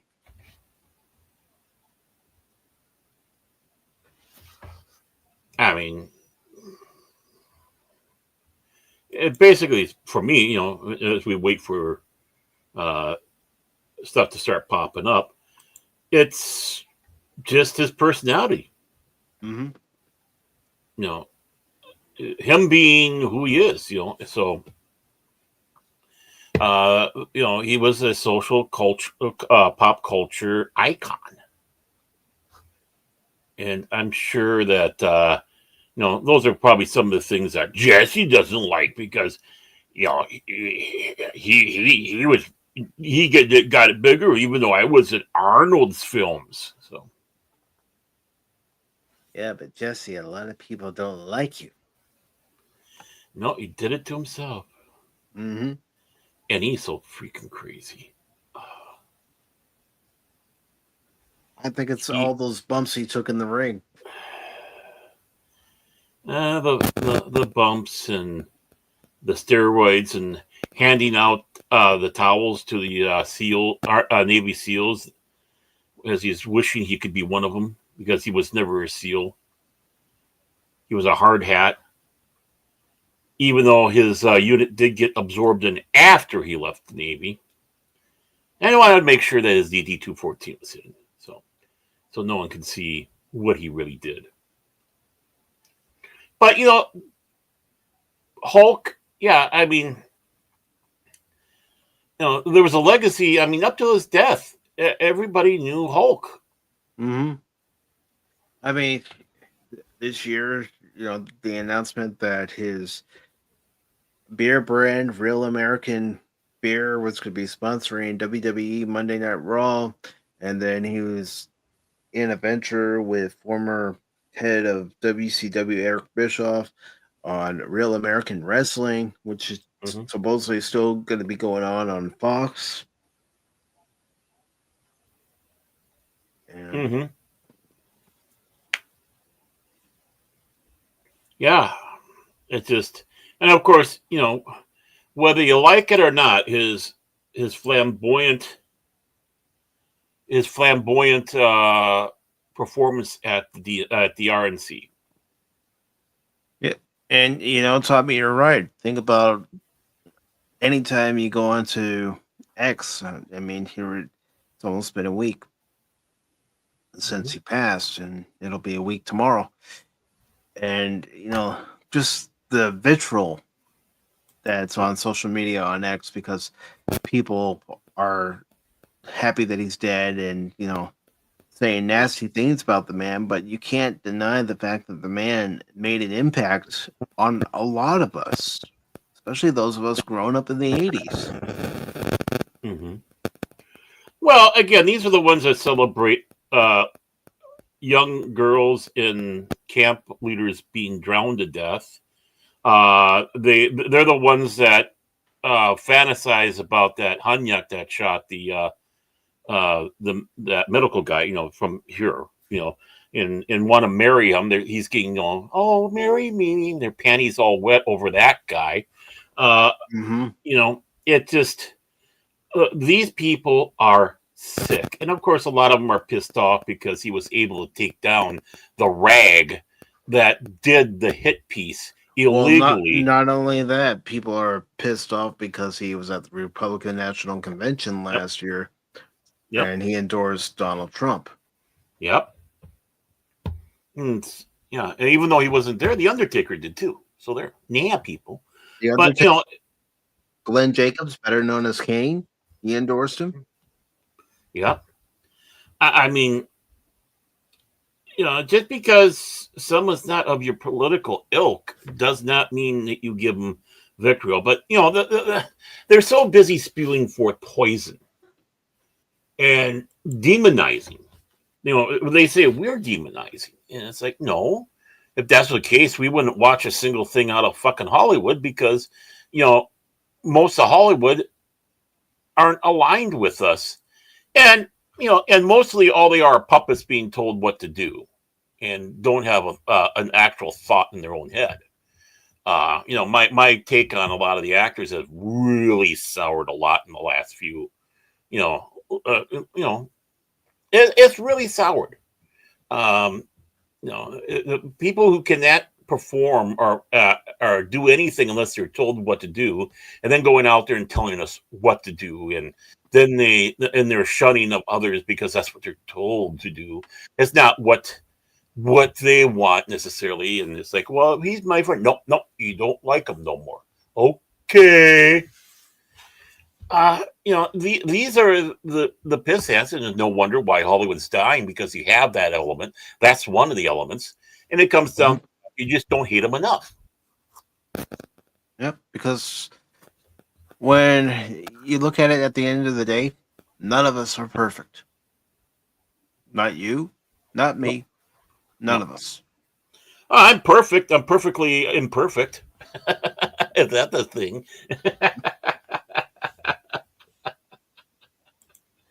Gotcha.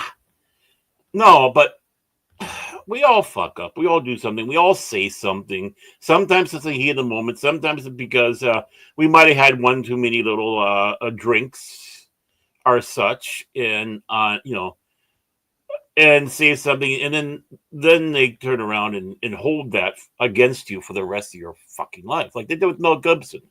Mel Gibson, who was being attacked constantly because of the film the Passion of the Christ. And a lot of the attack, and I'm sorry, it might sound whatever, but it's not. A lot of attacks were coming from the Jewish community. How dare you do this? blah, blah, blah, and then calling him anti-Semitic because he's doing this film and all that. And the attacks. So he falls off the wagon, gets pulled over, and goes into a tirade about the Jews, which, you have to imagine has been on his mind, has really been pissing him off. Mm-hmm. So he unloads on that, and then everyone goes, he's a racist, anti-Semitic, and all that. Well, not necessarily. He just was mad at the ones that were attacking him. Yeah. He did this great piece. This movie is great. The movie is great. I have some issues with it, but it's still a great movie. And he put a lot of heart and soul and money into that film. And it was at one time the highest grossing R-rated film ever. Mm-hmm. And there's a reason why. And it wasn't because it was gratuitous or blasphemous, like, other films might be, like The Last Temptation of Christ. So, he has a tirade with that frustrations built in. And of course, the cops report that, and it goes out to the press. And now, Mel Gibson is persona non grata, but there's enough people in Hollywood that actually have the fucking sense to know who Mel is, such as Helen. What's it? Taxi driver. What's her? I got a block on her name. Not Holly Hunter. Not. It's been so long since I watched Taxi Driver again. Other than Robert De Niro, who else is in it? Yeah, she was in like Maverick. She was in the movie Maverick with James Gardner and Mel Gibson. So that's where she got to know him. I think she did some other stuff, but Jodie Foster. Thank you, Jodie Foster.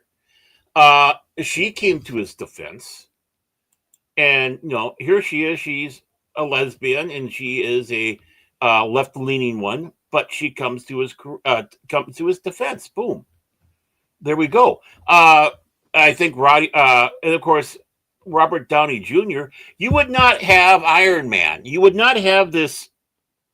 The simp fans in the Marvel cinematic universe if it wasn't for Mel Gibson.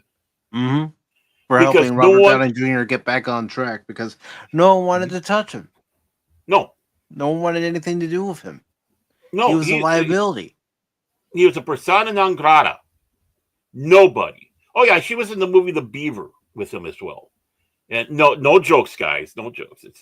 But it's about a man who's kind of mentally disturbed, and he has a beaver puppy he talks to or whatever. And she, I think, was supposed to help him. So she was in 2 films of his, one of which was in 2011, which was after his little tirade he had. But where were we? Yeah, Robert Downey Jr. I mean, he was nothing. And, of course, Mel worked with him in Air America. Mm-hmm. Helped him get on track. And then now he's where he is. And I think he did defend Mel Gibson, too. I mean, I hope to God he did. I really don't know. But if there's one person on this planet that should have gone out there and stood by him, was him. Yeah. Because we might not even have Robert Downey Jr. at all if it wasn't for Mel Gibson. No, yes, I'm talking about unaliving. Yeah.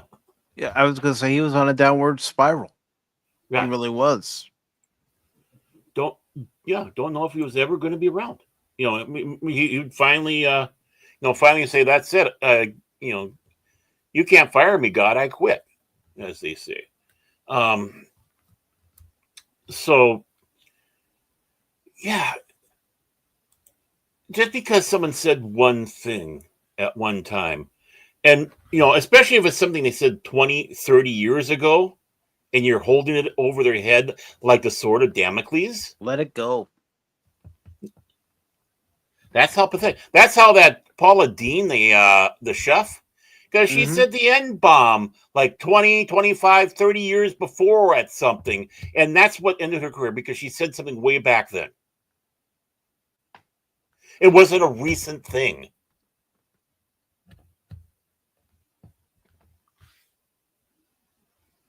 And that's what Tommy, right here, I do find it pathetic how many bend the knee to a vocal minority to avoid criticism. When I heard that Hulk Hogan passed away, I didn't care if I got backlash. I was thinking to myself, I'm going to say what I'm going to say, whether you loved him, whether you hated him. He was a pop culture and professional wrestling icon. Well, you can't take that away from him.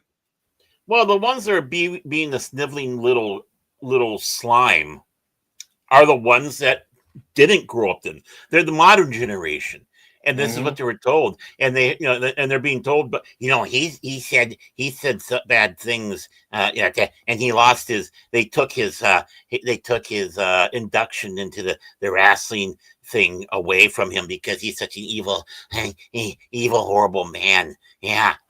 Oh, yeah. Oh, that gets me off. It's like, F you. You know nothing. Again, it's this new generation that's trying to tell us how life was. Excuse me, bitch, I lived it. Oh, you're trying to tell me what it was like to grow up in the 1980s when I grew up in the 1980s. That was my childhood, damn it. 70s, 80s here. I mean, you're going to try to tell me a shit about the 70s? I remember growing up in it. For me, it was the 80s and growing up in the 90s, too. Yep. I remember the New Year's Eve 1980. I mean,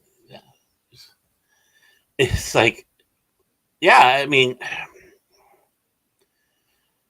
but that's what happens all the time. It's like the gentleman who was part of the ski raid on the Bergen heavy water plant to keep Mr. Adolf from getting the bomb. And he wrote a book, Skis Against the Atom. And he's at this Scandinavian event because obviously he's Scandinavian, right? But it doesn't look like Kirk Douglas. I mean, I don't know if he's the guy that was supposed to be, that Kirk Douglas was supposed to be, but he was part of the team. And there is some soy Jack, well, that's what we call him now. But the type that goes to the college and thinks he knows everything, Mr. Fucking know-it-all, and he's trying to correct this guy about what happened. And it's like, bitch, please. Unlike you, he has a kill count. Don't piss him off.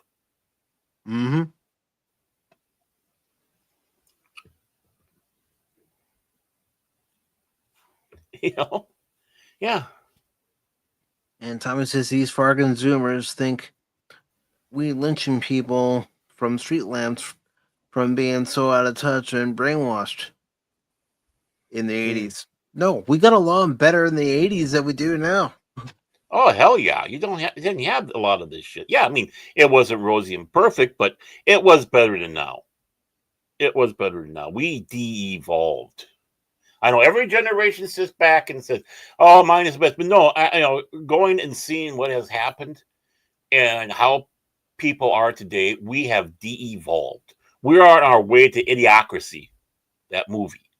And and one of the things, no one knows how to think. No one knows how to do critical thought, critical reasoning, using logic. They have to be told everything to do. They have their head in the fucking phones and having the attention span of a goldfish. In fact, a goldfish might have more of an attention span because of their TikTok and all the other stuff and being told what to do, not actually thinking about it because, oh, my favorite TikToker said this. Oh, we got to follow along with that. We have to think that way. Well, bitch, please.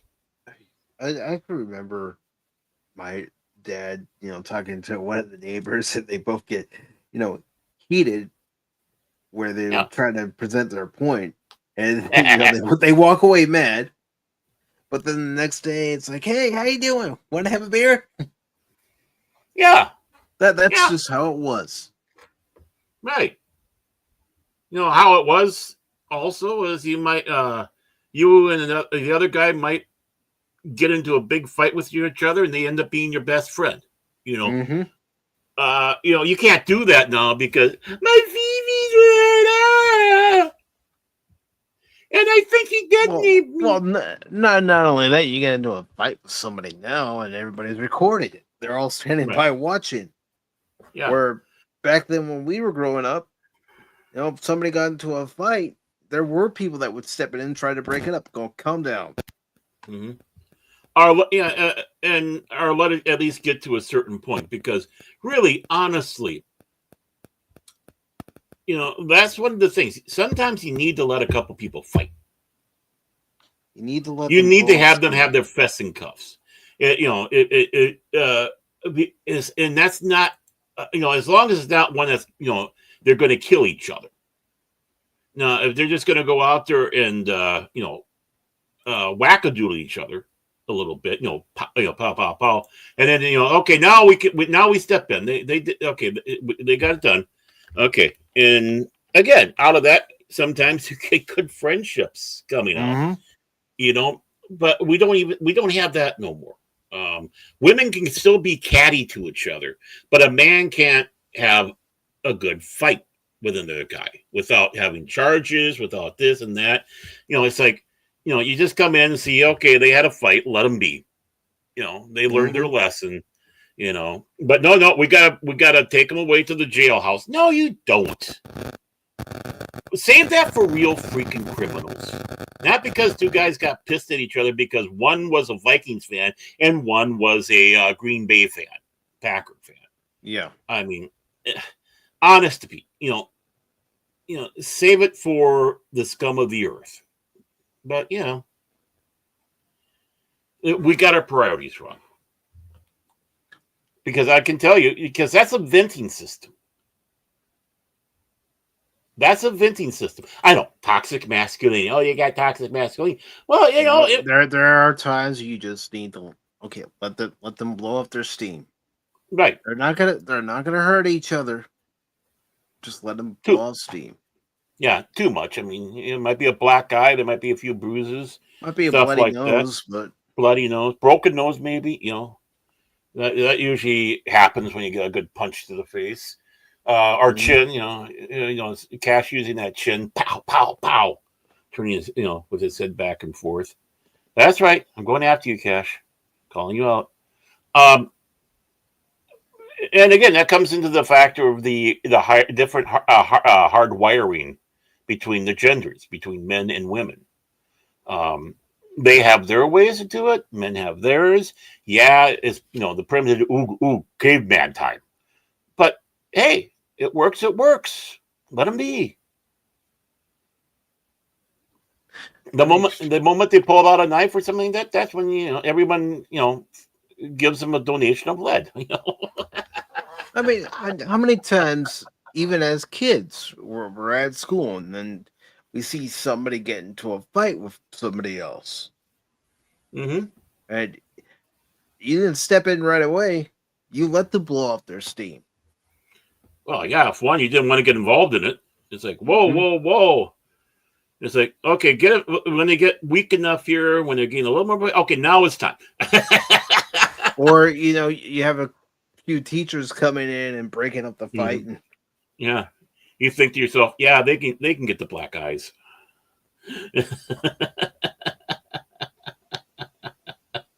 I'm smarter than that. Yeah, I know. And it's like, oh my God, Baron is advocating fighting. Hell yeah, I am. If it's within those parameters. You just got to let some people blow the steam. If it's blowing steam fight, leave it be. No charges, no dragging them off to jail, no calling the freaking cops. If it's something that's really serious, whereas that this is going to go down bad, that's when you do that. Mm-hmm. But, just because one guy was screaming, I think Pedro Pascal's the best actor in the world. Fuck you. And they get into a fight, leave it be. And root for the guy pounding on the Pedro Pascal simp. You know? Well, it's like, I know I mentioned this last night during the monetization celebration stream. But the actor who played Ben Grimm in Fantastic Four First Steps, he was saying, yeah, if I had Thing's powers, I would throw every fascist up into orbit. It's like, yeah, dude. Define fascist. Exactly. I mean, it's same thing that they're going on about, Sydney Sweeney and American Eagle, saying that, it's fascist propaganda. How so? Just because you're upset that she's the one who's their spokesperson and not you or someone you like? Yeah. I mean, I know what it is. I know what it is. They don't like attractive looking people. No. They're all mad you didn't have Lizzo doing it. It's like, Lizzo's the perfect. It's like, she ate Baby Yoda, people. They had to find a new one. That's not the same Baby Yoda. No. Well, and yeah, it's... They're the ones that are propagating and encouraging violence.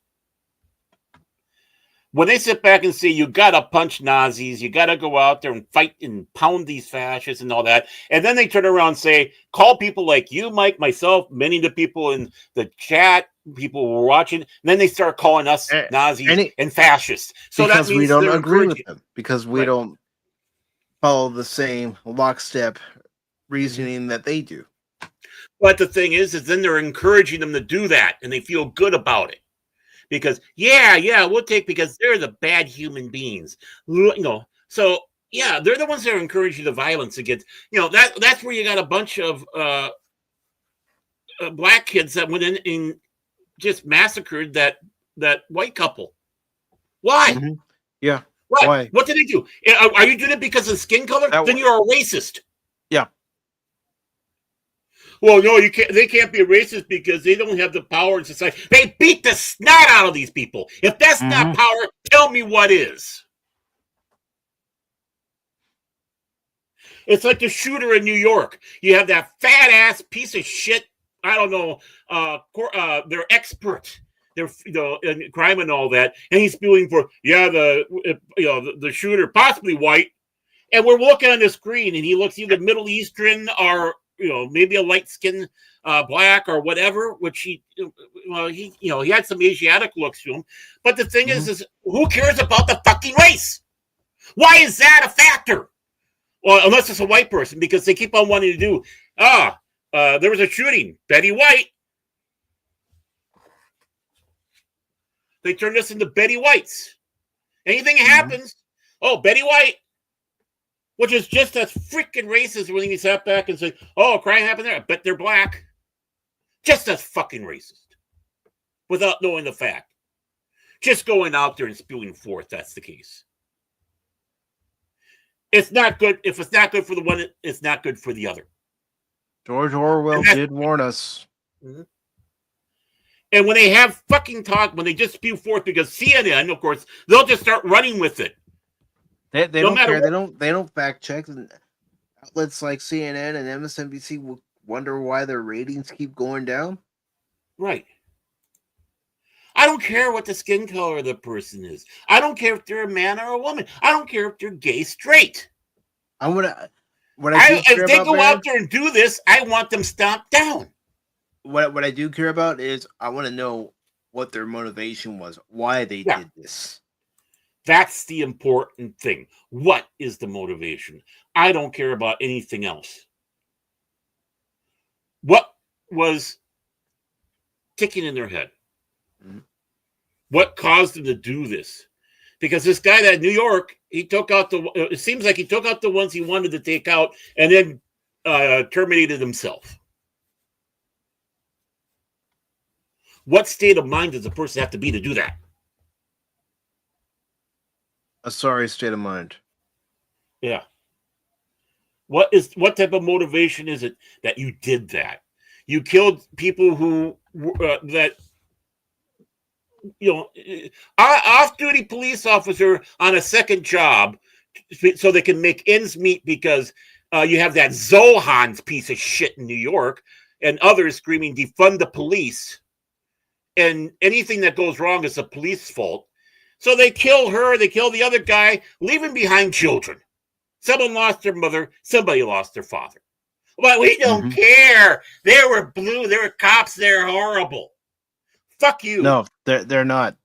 They're not, because there are good people in many aspects of life, many career paths, and then you have the bad people. Yes, it is the bad ones that make it hard for the ones that are good, but not every single police officer is a bad person. It's like I've known several throughout my life who are good people. Me too. The logic that they have, when the cops go out and they say the majority of the police is good, there's only a small segment that's bad, and they get attacked on that, then why aren't you doing anything about it? Okay, let's reverse it around. Hey, look at the demographics of your ethnic group or whatever. See this percentage? Those are the ones that are bad. Well, we're mostly good. Yeah, but you got that segment there. Why aren't you doing anything about it? So if that's the case, we should just hate on all of you. Right? Isn't that the good logic that you're trying to spew forth? Because there's some bad apples, you attack everybody. Fine. You have a couple bad apples? We'll do the same thing to you. What type of thinking is that? The stupidest thinking there is in the world. And again, nobody thinking at all. We don't know how to think anymore, Baron. Maybe not all of us, but there are those who can't think for themselves. Even Tommy mentioned it in the chat. Critical thinking is gone. Well, yeah, Tommy, 1984 was not supposed to be a handbook. It was supposed to be a warning. A to-do book. And that's the thing. How we're supposed to better ourselves. You want fucking Star Trek? This is not the way to have fucking Star Trek. Oh, maybe. Oh, sorry. I'm wrong. I got to correct myself here. Yeah. You want the Kurtzman Star Trek? Okay, you're going down the good right path then. I'd rather have the old Star Trek. And that thinking. Because you're the ones that are bringing us Kurtzman future. Like a bunch of sniveling little simps, drooling at the mouth, having to be reminded to empty your drool cup now and then, getting excited because, Stacey Abrams was on. Oh, I'm so wet now.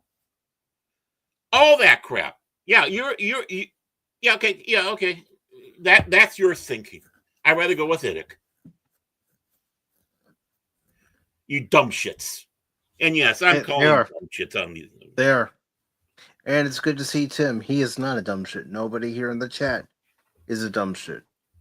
No, our chat's pretty... Everybody in the chat tonight, everybody who was in the chat last night, anybody who's been in the chat is not a dumb shit. They're good people.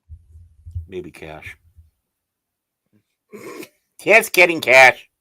No. But that's the thing, though, is that generation is being brought. There's good people in these generations. Don't get me wrong. I'm not doing the thing where we throw them all out. But... No, because there are good kids in these younger generations. And other generations that have come after Generation X. Right. The boomer generation. These are just the vocal minorities that are out there. But it shows, because why? How can I say it's a vocal minority? Look at how the ratings have slumped on all these shows. Slumped. Well, I mean, again, look at the box office for Fantastic Four, First Steps, and Superman. None of these movies have staying power. None of the shows have staying power anymore. No. It used to be that shows didn't have staying power because the network was stupid and canceled them before their time. One season is gone, like Alienation, like The Flash, and a few others like that. It's like, why do you cancel? These are good shows. And the network just shows that they're not intelligent. It's like, I don't know anything about this. Now it's the state. They keep the shows around, but it has no staying power because it has no meaning. And Tommy says people on the left won't realize how stupid their compliance has been till the boot is on them. They're called useful idiots for a reason. Yeah. Yeah. Well, see, they're living in an imagination land that when it does come to fruition, and the Zohan and AOC Donkey Mouth and Bernie Sanders, they get their way and turn this into that great socialist paradise. They think they're just going to be sitting around and just playing their games and contemplating belly button lint, and doing the hash and the tea coffee houses, stuff like that. Not really realizing they'll be the first ones thrown into the mines to work. You complain about 8 hours at Starbucks. Well, going to the coal mines, boom, you're not going to have fun there. Or, hey, we're going to send you to get some lithium. How about that? A little lithium digging. And all this other stuff that, they'll be the ones picking the crops and stuff like that. And they're just going to wonder what happened. Or some of them are going to be the first ones against a wall because they're too dangerous to have around. Mm-hmm. That's what's going to happen. The only ones that are going to enjoy the good life are the ones that are promoting it on the top. They want to set themselves up as little kings and queens and dictators and all the life, and have their life all sorted out for them while they're siphoning off the people. Communism, socialism deflects everything that they say about all these people on the top, how horrible and keeping you down. They do it even worse. And to the point that if you dare say anything against it, well, off to the camps with you. Off to Siberia with you. Walk down this hallway. Don't mind the plastic. They don't realize that. I mean, they really don't. These people also argue with you about, how certain properties like Star Wars and Star Trek should be, and Doctor Who should be. Mm-hmm. And if you're going to reboot something like the Naked Gun, they're going to say, yeah, Seth MacFarlane is going to make this great movie. No. The Zucker brothers had pretty much a recipe for their comedy. Mm-hmm. And Seth MacFarlane, I'm sorry, he's a flash in the pan. Yeah. Oh, he's so full of himself. He thinks he's all that, and it'll probably greatly show. He's arrogant. He's a brick. I mean, yeah, and people are going to walk out of the theater clapping like seals, saying it's the best comedy they ever saw. So, have you ever seen Airplane? No, that's one of those old films. Those films aren't funny. You see the original Naked Gun? No, why would I watch those? Again, they're old. And those were never funny. The thing about a Zuckerberg film or Brothers film is you have your main character. They're always in the foreground. It's what's happening in the background that you should be paying attention to. Right. They're playing it straight. Everything around them is going insane. That's what works. It's like, in the Naked Gun, when Frank Draven's in front of the fireworks shop and going, nothing to see here. Meanwhile, there's chaos going on in the background. And nice beaver. Mm-hmm. Thanks. I just had him stuffed. Or, when he's at the Dodger game and, they see him as an umpire. Then he takes the mask off, and they're all, "It's Rico Palazzo."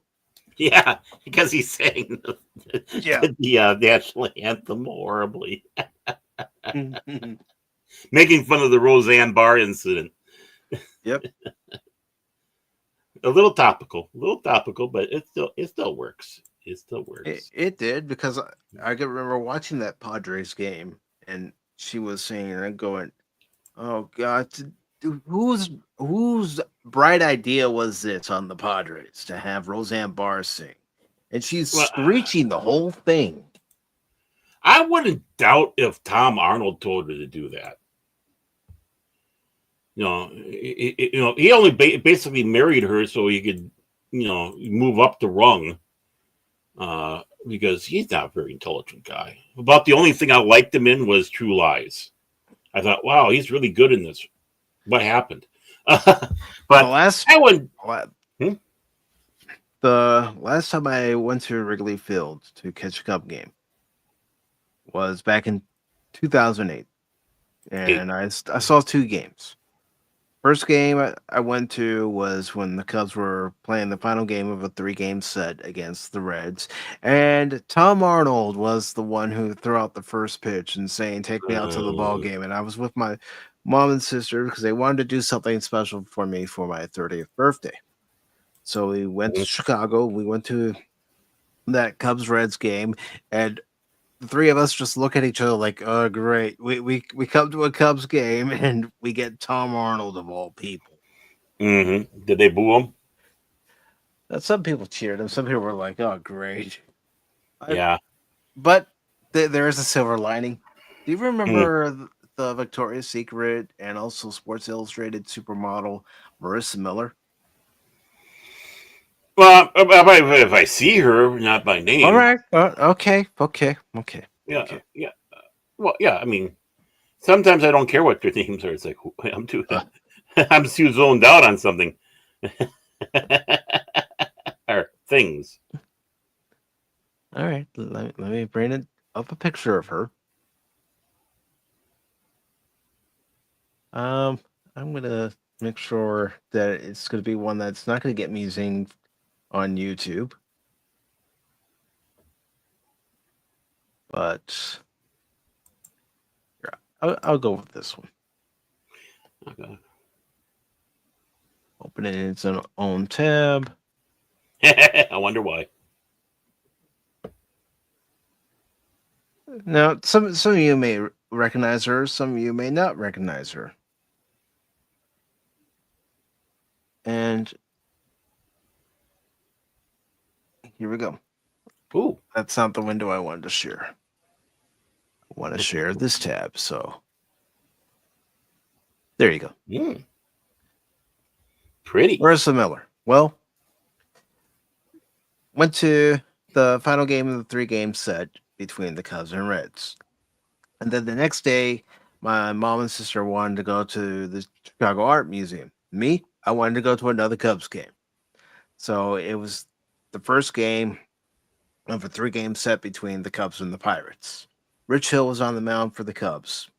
And this beautiful young woman threw out the first pitch. Mm. Yeah. And see, this is a picture And that Mike took. on top And that's of the that, look she was giving him. on top of that, the Cubs won. So it was a good day for Mike. I mean, look at the hungry look she has on her face. That's when she met Mike. Mike was able to get a picture. Here, mind if I take a picture? I'll find a picture of her at Wrigley that day. Okay. I have my own, but I have it on another hard drive, and I'm sure it's hard. got a Baron. What? You were thinking it. I probably, but you have the people in the chat were too. I know DJ Ronnie G was.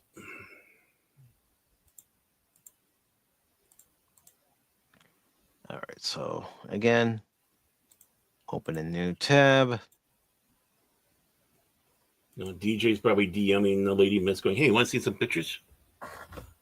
And I'm gonna share the screen.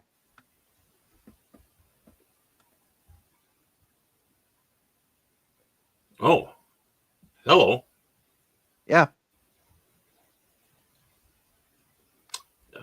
Yeah. Yeah. And that's where the majority of the pictures for the intro for the box score come from. That particular game.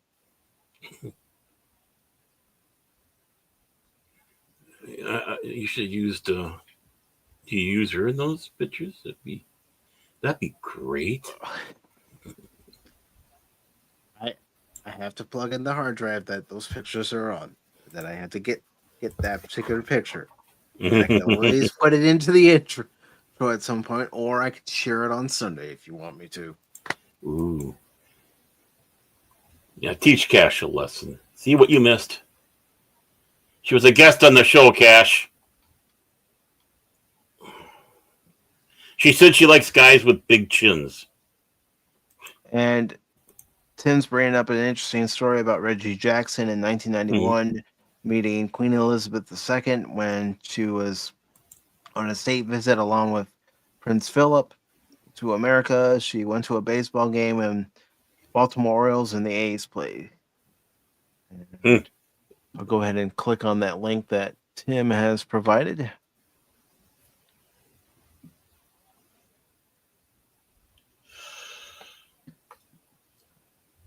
What if I don't want to sign into Facebook? What if I just want to click onto the picture? There. Yeah. Oh, she's going, why did you try to shoot me?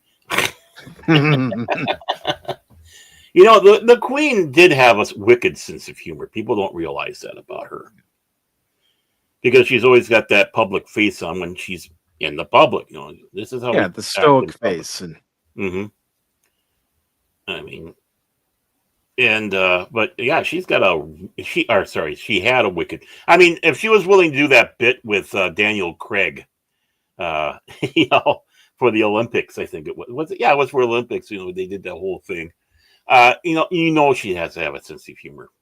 Yeah, I mean, you would hope that she would have a sense of humor for as long as she was around and before her passing. And you know, with her family, she needed one. Oh yeah. And Tim is saying that the announcers did make a Nick a Gun reference after that. And also, folks, I do want to let you all know the Cubs and Brewers did play this afternoon. The Cubs were able to avoid the sweep from the Brewers today. Good job, guys. Final score of that game was 10-3 in favor of the Cubs. Ooh, they did a little reverse back. Okay. Yeah. So today, good job, the Cubs got to fly the W. Woo! Woo! We all know that. We all know that's really a Minnesota flag upside down. That's supposed to be Minnesota, or is it Michigan? I don't know. But yeah, tell you what, folks, I'll have the picture ready for Sunday's edition of Pop Talk, so you can see that I was actually at that game. The dinner date he had with her, you know, stuff like that. I wish.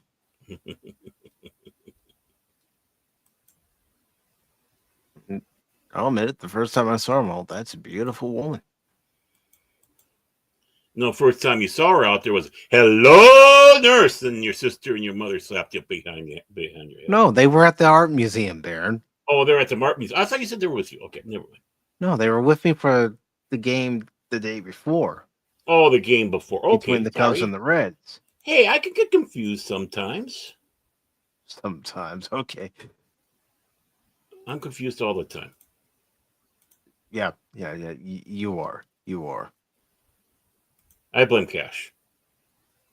Yeah, I'd blame Cash too. Well, he's not here. He gets all the blame. And of course, this is another picture from Getty Images.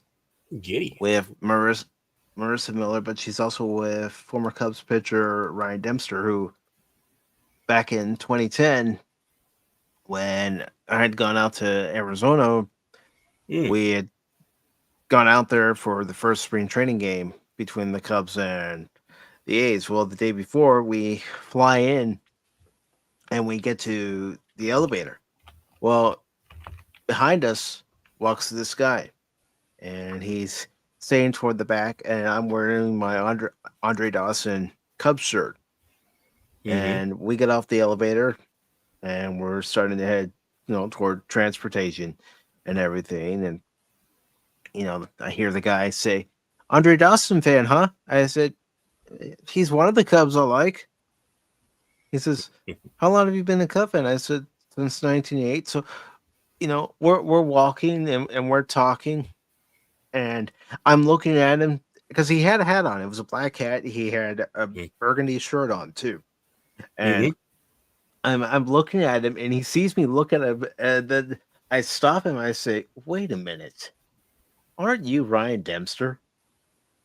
And he says, "Yes, I am." "And you are?" I said, "Michael." And we shook hands, took a picture with him. As a matter of fact, give me a second. So formal. Yeah.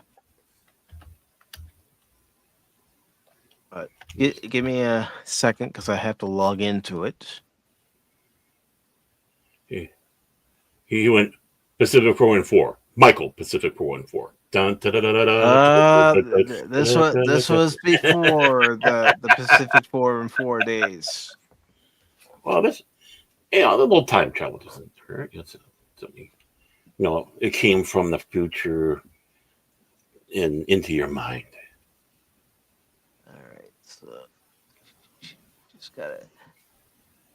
Come on, you gotta learn how to embellish your stories a little bit, man. I've never been good at embellishing my stories. That's why you got me.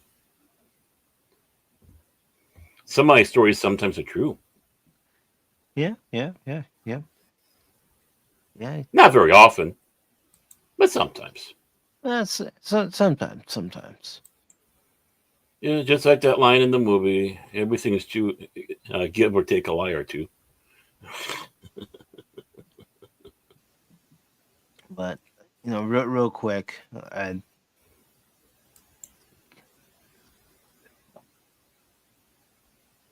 let's zoom in. This was one of the. I'll get to the Ryan Dempster picture here in just a bit, but I just wanted to show everybody a picture I'd taken of. We got to give everybody a blast from the past. What you need to do is have an episode of Pop Talk where it's a slideshow. When your aunt and her friend came back from overseas and Rome and all that, and they sit down the projector and you go through about 5 hours of them going through the pictures, the slides.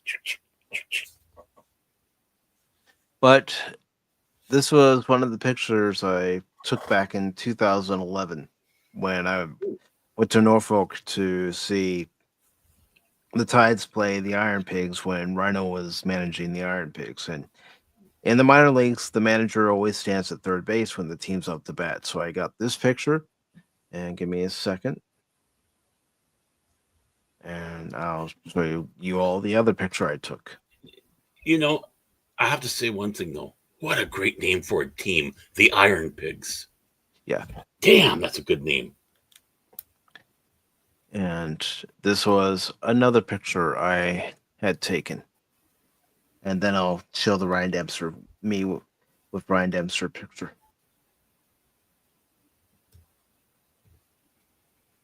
But this is the other one I took of him. He doesn't look very happy. Game. He's got his game face on. Yep. It's kind of like Judge Dredd. You put the helmet on him, and he'd look like Judge Dredd. I am the Sandberg. Yeah. I am the coach. All right. So, like I said, about the picture of me with Ryan Dempster. So let me go ahead and share it with all of you. All of me.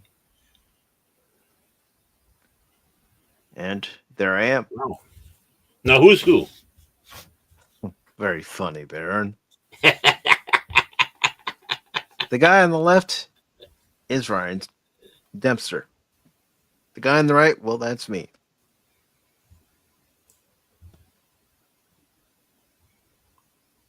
He's sitting there going, man, I can't believe I'm getting a picture with Pacific414. No, but we had a nice conversation. He, talked with not just myself, but my mom and sister for a while. And he did sign a few things. I didn't ask him to, but he said, if you have anything that you'd like me to sign, I'd be more than happy to. And of course, at the time, his daughter was dealing with cancer. So we did ask him how his daughter was doing, and she was doing better. A lot better than she had. And that's good. Which one, Tim? The animated film or the live action film? I'm hoping he's saying the animated. I'm hoping so too. If it's not the animated one, we tar and feather him. And Tim says during the slideshow, and here's the Spanish Inquisition. Yeah, that's right. I was there for it. There's a penguin on the telly. Yeah, I mean that's how.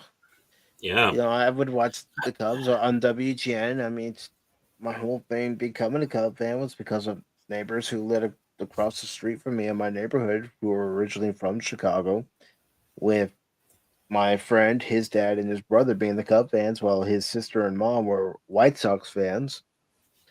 But I can remember watching Cubs games in the very beginning of my Cubs fandom, and particularly being drawn to Rhino and how he played the game and his approach to the game, whether it be at the plate or on the field. And I just gravitated toward him. And I can still remember going into a Kmart, and the Kmart had the plastic cups for the ices. Oh, yeah. That they were selling, and they had different players on them. And one of them was Ryan Sandberg, because my mom had said to me, "You want to get an icy after we're done?" I said, "Okay." And I saw that they had the Ryan Sandberg cup, and I just looked at her, and she knew. And so got that cup, and listening to Cub games on the weekends when I wasn't at school, and hearing Harry Carey and Steve Stone, and you had Wayne Larrivee in the 4th, 5th, and 6th innings, or there was a time where it was Tom Brenneman in the 4th, 5th, and 6th innings. 31 years ago this month, taking my first trip with this same family from Chicago to Chicago and experiencing my first Cubs game at Wrigley Field. And then also getting to experience going to the South Side and watching the White Sox play the Mariners. When we went to the Cubs game, it was the Cubs and the Reds. And, I always laughed with my mom and dad. I said, it's funny. My first Cubs game was Cubs and Reds. My first baseball game in San Diego that my dad and I went to when I was part of this group called the Indian Guides was Padres and Reds. And then I go back to Chicago in 2008, and it's Cubs and Reds. I'm going, yeah, everything comes full circle. You picked the wrong team. You should have gone with the Reds, damn it. No, I was born to be a Cub fan. These are messages from high above. The Reds, save the pain. Go with the Reds. No, I was born to be a Cub fan, and I don't regret. Yeah, you're a masochist, that's why. Well, being able to watch Rhino, it's special for anybody who grew up back then. I mean, it was one of those days. There's young Mike out in the yard playing. All of a sudden, his neighbor comes running across the street and goes, "Come with me, kid. We're going to watch the Cubs, and we're going to have deep dish pizza." Well, yeah, it's funny. And I'll tell you about the Bears. Me, my friend, and his brother we would watch the Cup games because they'd still be on when we get home from school. Right. Especially living out in California, the games were still on, so you could still catch the rest of the game and see what happens. And then we get our homework done, and we go outside and play wiffle ball.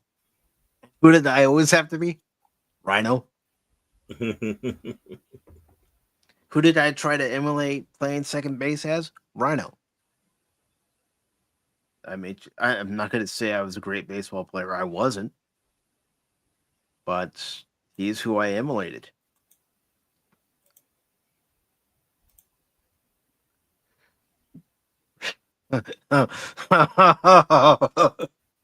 Oh, it was one of the NASCAR drivers that said it. It's great to be here at Wrigley Stadium.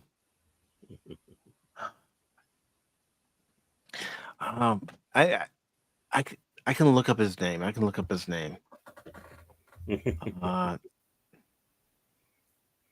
can picture him. I know his first name was Jeff. Because I don't follow NASCAR. Jeff Gordon? So Jeff yeah, I think it was Jeff Gordon. Let me see if I can find a video of him saying that, and I'll share it in Cosme.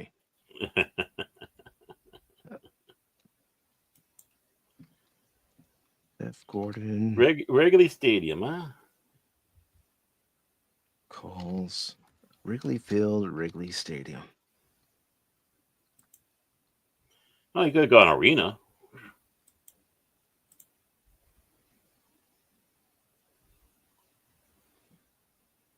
Take me out to the ball game. Oh, I think Tim's got it. Yeah. I got it. Boy, it was a race between Tim and Mike. Next time we're going to take bets, folks. Who's going to get there first? So, and rounding third, heading toward home is Tim. Show and off. All right, and I'll put the Cosme link back in there, folks. Just give me a second. Yeah, show off. That's what I say. Yeah, you, Tim. You're a show off. Okay, so let me get the Cosme link back in there for everybody. This is nice. The only place I took it away from was the YouTube side, so give me a second. I'll put it back. Okay. Isn't it nice to come here and have one of the hosts just harass the people in the chat? I tell you. Cosme, going to Cosme. Yeah, Cosme a little crazy. So this is Jeff Gordon. Jeff Gordon, and I'll make sure it's loud enough for everybody here. I can't help the quality of the video, but here we go.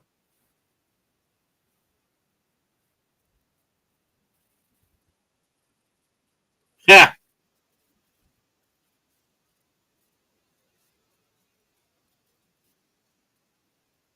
Ooh, piercing. You know what that means? Mm-hmm. Look at the face. It's like, you jackass. It's Wrigley Field. And listen to the booze. WGN. Yep.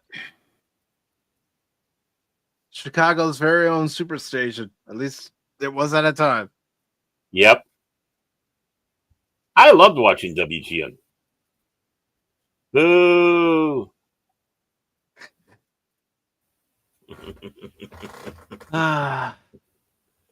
It's like when I see the new and young news reporters in front of Wrigley Field saying, yes, we're out here in front of Wrigley Stadium, or we're out here in front of the stadium. I'm like, just call it Wrigley Field. That's all you got to do. Yeah. Or do what other reporters have done throughout the years. We're here at the friendly confines of Wrigley Field. The friendly unless you're White Sox. That's what they call Wrigley Field, Aaron. The friendly confines. I know friendly con. Yeah, I think it's great. Unless, of course, you're a White Sox fan. It's not so friendly. That's what I was chuckling at. I was chuckling at my own joke before I said it. That's the trouble. Never laugh at your joke before you deliver it, folks. That's rule number one. But there is one more thing I wanted to show from my own personal pictures. And that is from that 2010 spring training game in Arizona. So let me go ahead and share that. But there you see it. From where I was sitting on the third base side, I had the perfect view into the Cubs dugout at Hogan Park, and there he was.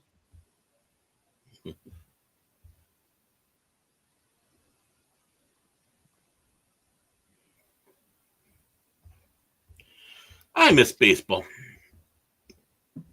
I miss baseball really where the National League had the pitcher come up to bat. Yeah, well, that's what I mean. I'm missing, before they do these time clocks and this other garbage that they have going on. It's like, no, I want baseball. I want baseball the way it was. I'm, you're trying to speed it up for a group of people who still don't care. Oh, if we do this, these people will come. No, they're not going to come. You just ruined the game for all the others ones that do love the game and are bringing up the next generation into loving it as well. It's just it's sad, and you just have to go to the local town club or minor leagues or stuff like that, and that's where you get some of the best baseball there is. And you know how I said as we were watching Suburban Commando, I will dress nice when I have to because I don't mind it. Well, this is from that same trip to Chicago in 2008, going to Harry Carey's restaurant, and there you go. Hey, you clean up pretty good. You kind of look like the master, but you clean up good. No, really, you do look like the master. Should I be scared? No. Yeah. That's a younger me, about 17 years younger, but about to threaten Tom Baker, but that's beside the point. Yeah, it's that restaurant still around? I mean, I know he's gone. Yes, Harry Carey's restaurant is still around. That bust is still there. That's Harry. Those big glasses. Hi! Holy cow!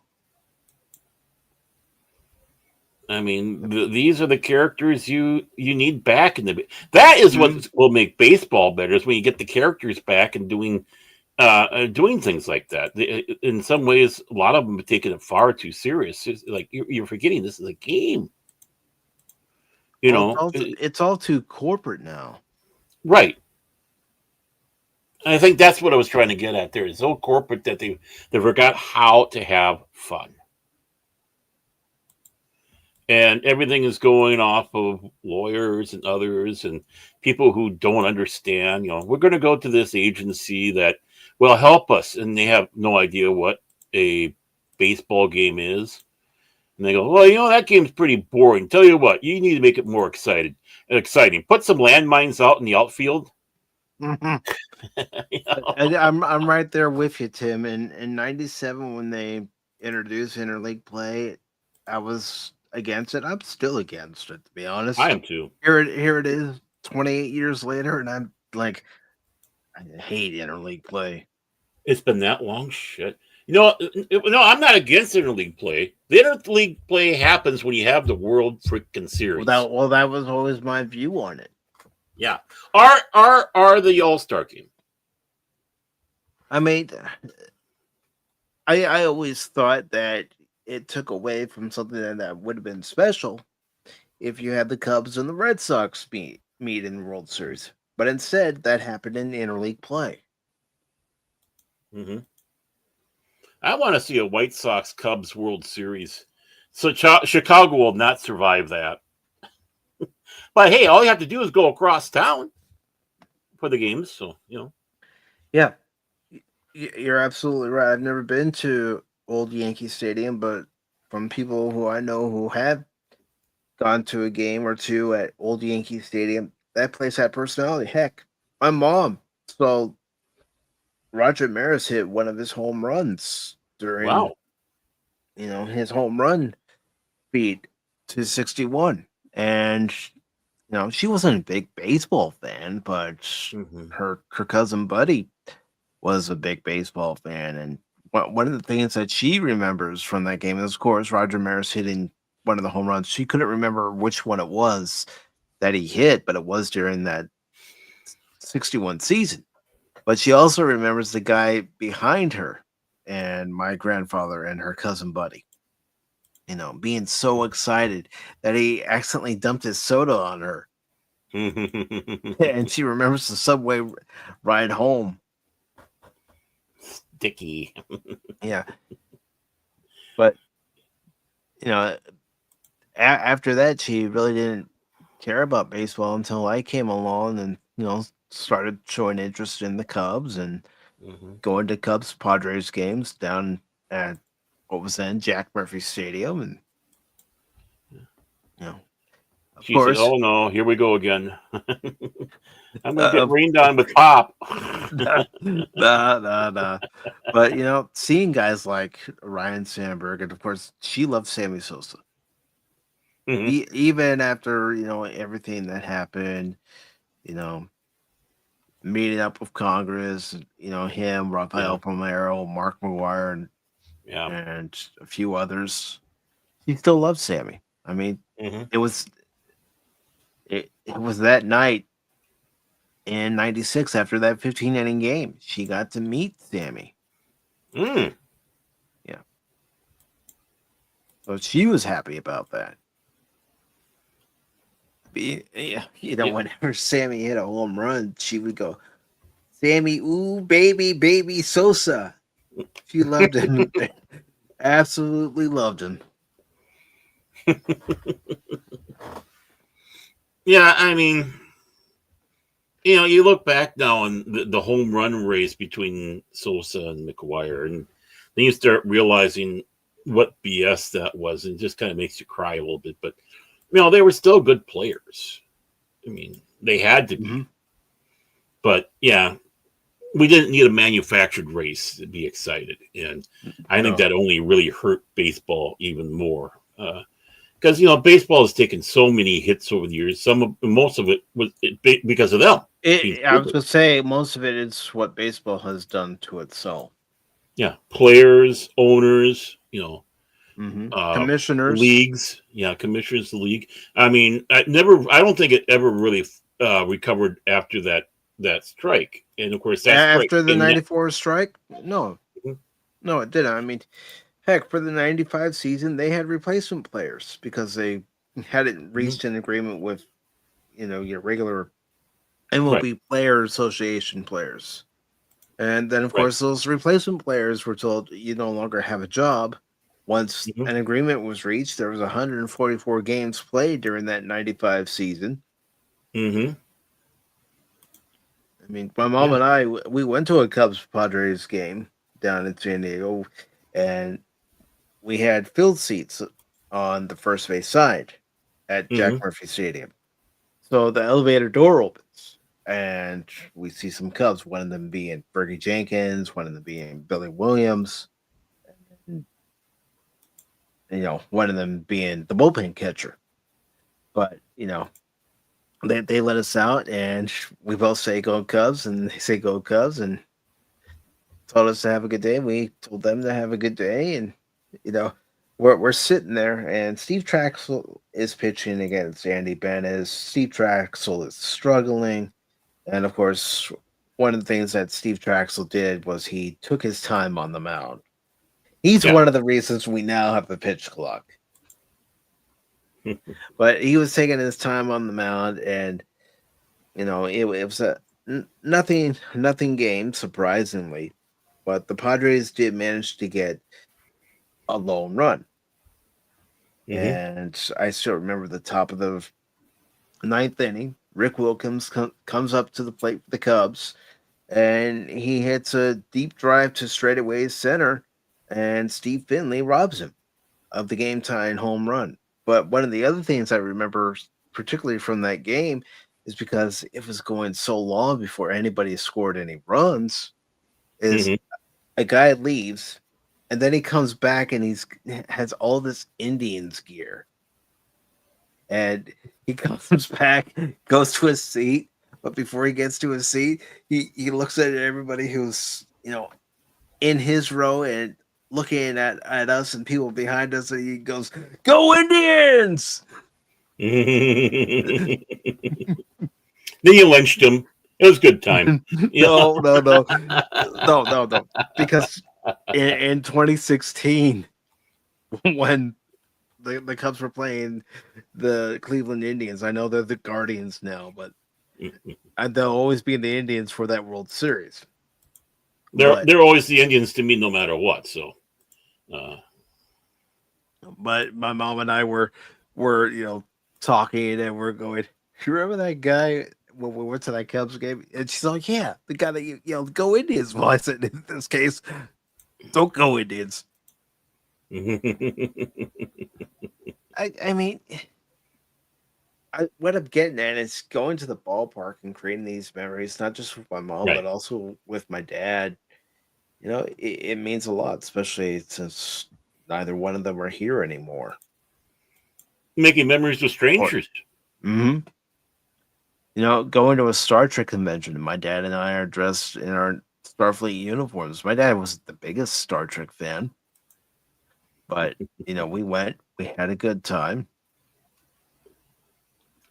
It's those memories, even memories of going fishing with my dad. And one particular time where I had fallen asleep because we got an early start. So it was my dad, a friend of my dad's, and myself. And at one point, they noticed that I have a fish on my line, but I, again, had fallen asleep. And my dad's friend is all, "Should we wake him?" "No, he'll be up in a little bit." So I wake up. My dad says, "You might want to check your rod." And I'm looking at my rod, and it's bending. And I'm all, "Oh, I got fish. Nice." Ooh, fish. Then you bring it in as a boot. No, it was a Spanish mackerel. Ooh. I still remember. What? Did you deport it? No, Perrin. Caught it, then I released it. And I also remember when we used to go mako shark fishing. And I'm reeling it in. My dad's like, "You want me to take over?" I go, "Nope, I got it." I would not give my dad the fishing rod. I'm like, "I got it," and I managed to reel it in. I was going to say, and that's when Mike had his first water skiing experience. And again, one of my dad's friends was with us that day, and he's like, "Damn, I didn't realize Mike was that strong." I know I look like a pipsqueak, but I'm stronger than I look.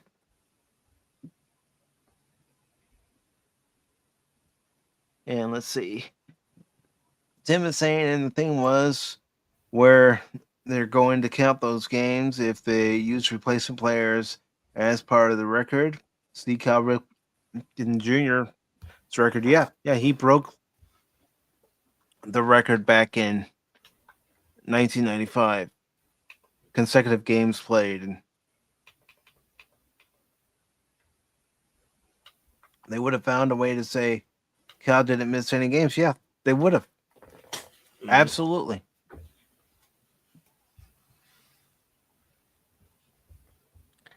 But yeah, I mean, don't mock people for talking about their memories, talking about things that they remember from their childhood, things that they loved. People who got to experience seeing Hulk Hogan when he was in WWF or in WCW, or when he came back to the WWF, then they changed their name to WWE because the World Wildlife Fund. And yeah, those are memories that people have, and you shouldn't mock them. I mean, everybody has memories. I'm sure Lady Miss has memories that are fond memories for her, Tim, Tommy, and Lester, Shane, and that everybody who's come in tonight, DJ Ronnie G. Well, they're the ones that they mock because they want to destroy and shut us up about it so they can rewrite it and tell us how it really is. And it's like, excuse me, we're Gen X. That don't work. No. Yeah. You want to see how Gen X acts when people start acting this way? Yeah. Dumpster table, dumpster for two, dumpster for three. Anybody else want to join them? I mean, I told you guys backstage. I did notice last night that some people, I don't know who they were, but some people removed their likes when I was talking about Ryan Sandberg, getting emotional about Ryan Sandberg. But you got to understand, and maybe this doesn't mean anything to you, but the guy was idolized not just by me, but by many my age growing up, and losing him leaves a hole in our heart. Right.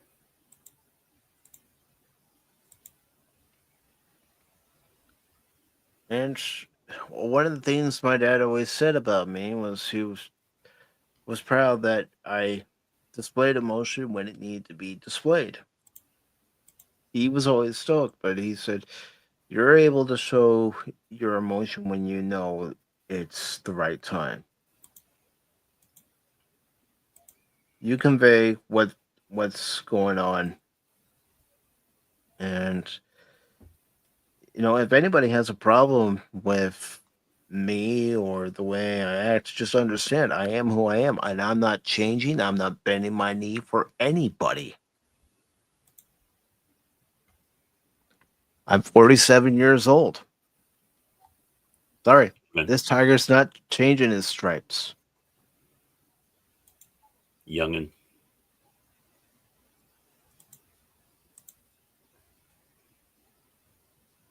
And of course, DJ is bringing up, the American Eagle ad with Sydney Sweeney.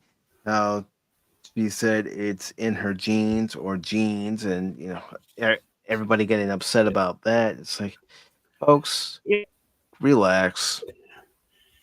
It's wordplay, and they're so stupid they can't understand wordplay. It's that funny, and not flirtation. The fact that you're being, you're flirting with a girl or anything, but you're flirting with the language, flirting, having fun with, two words that sound the same, have different meanings, and have different spellings. Jeans and jeans. So, are we to the point that that wordplay is now fascist? By the way, just to let people know, fascism came from the Italian fascist party of Mussolini. It's out of the name, Fascino or whatever. I don't know how to pronounce it. Look it up. So basically, fascism is socialism, just like being a national socialist. There's the important word, socialist. So just understand that. The ones that really are out there that are part of the we want to destroy your life so you can be a cookie cutter and not have anything, socialist. But yeah, I mean, it's wordplay. Have we just come to the point that we've gotten so sensitive, so triggered by simple words? It's like, relax, calm down. Yeah. I mean, have a Snickers. You're not you when you're angry. Well, the thing is that one of the things I remember going through English class, and the teachers are talking about just because you have words spelled similar does not mean they'll be pronounced. And doing the example of the double O, right? Mm-hmm. So they put up good, and then they put up food. The only difference is one letter. So is it good food or good food? No, there's a difference between how that's written. And I guess that's the one thing I thought was the most brilliant thing about Stargate. I wasn't a huge fan of Stargate movie. I mean, it was entertaining, it was fun. Kurt Russell, hey, there we go. But the brilliant thing is you had Daniel there, who was a smarty pants in knowing what the language is written, but not phonically. And when he encounters the people through the Stargate, he's trying to figure out what he says until the light dawns on his head. Wait a moment, they're speaking this, but they're speaking it how it's supposed to be, not how we think it should be. And it makes me wonder what are they going to do with our language in the future, and trying to figure out how we talked, and being able to try to listen to them, trying to go through sentences and stuff like that. And it's like, ooh, you almost had that one.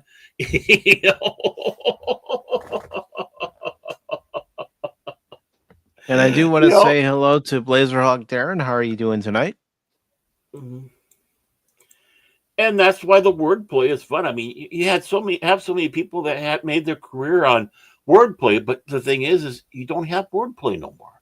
No. So American Eagle, and then the fact that they're American Eagle, that means they're fascist. What part of any of that means that they're that American?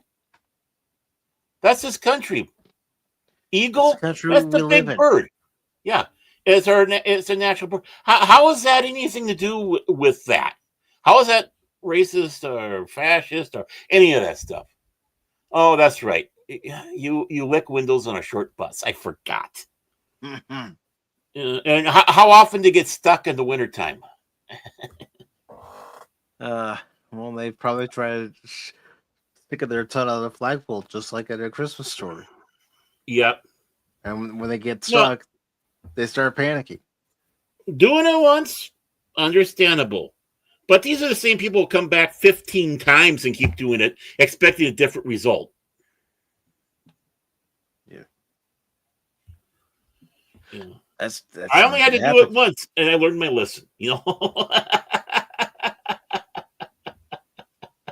I was stuck on the flagpole in the schoolyard, and Why am I not surprised? Why am I not surprised? Why should anybody who's listening right now, watching right now, be surprised that Baron was one of those kids that stuck his tongue on the flagpole and it got stuck in the dead of winter? Yeah, Mr. California, growing up out there, you never had that worry. None. But only when they went up to the mountains. So how many flagpoles do you look at? That's the great part of living in California. You had the surf and sand, and then you can go to the woods, mountains, and sometimes the same woods and mountains would have snow. Mm-hmm. But the thing is, I learned from that one time and never did it again. I was never tempted when we did go to the Sierras in the winter.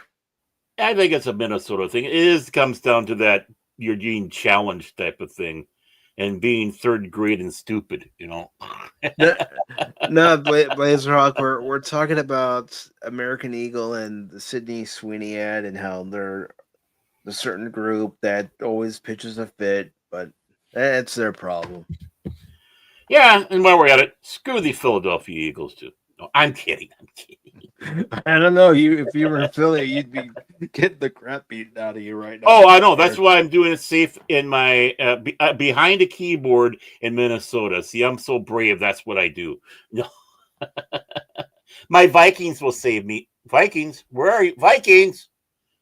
No, they're too busy grabbing defeat out of the jaws of victory. It's like I'm lucky I didn't get beat up in Philadelphia when I went to a Cubs-Phillies game, because there was this guy right next to me, and he was trying to get across. He was also a Cub fan, and people weren't letting him get across. So I actually stuck my arm out so he could get by. Yay! And my mom and sister found out about that, and they're all, "You're lucky you didn't get your ass kicked." Especially and alas, there was but one outcome. You can almost hear the narrator in those films when you have the woodchuck out, or the prairie dog out there, and the foxes are right behind him. But I mean, No, all of a sudden the cameras turn on you and you see yourself in the jumbo can, and it's like, okay, what's this about? Well, the guy was just trying to get to his seat. Nobody would, let him cross the aisle. But this is the city of brotherly love. They hate you. Of course they do. They'll throw batteries at the opposing players. Yeah, brotherly love my ass. Yeah, those Broad Street bullies. Mm. And some of those bullies are broads too, and I tell you, they're the worst ones. Woo. Oh boy. But Baron, do you have anything else you want to talk about tonight before we wrap things up? Sydney Sweeney, if you just needed some comfort or anything with what's going on. You're old enough to be her father, man. So I'm like Leonardo DiCaprio. Okay, what does that matter? I'll be that guy of the feminist state. He's all dating a young girl like that. The only thing I have to worry about is long suffering. But if you need any comforting, Sydney, come to Baron. Come to Baron. I'll take care of you. You can cry on my shoulder and all that, and everything will be fine. Yeah, just let it all out. And Blazerhawk Darren says, so if people don't like what Sydney did, do they hate people from Sydney, Australia? Who knows anymore, Blazerhawk Darren? God blimey. God blimey. I like the Sheilas down there, but the Bruces can just go out to the Outback, eh? Well, I like the Sheilas too, but I can also throw some shrimp on the Barbie. And I was just, share some Fosters with them. Foster is Australian for beer. Put some shrimp on the Barbie and have some Sheilas, and yeah.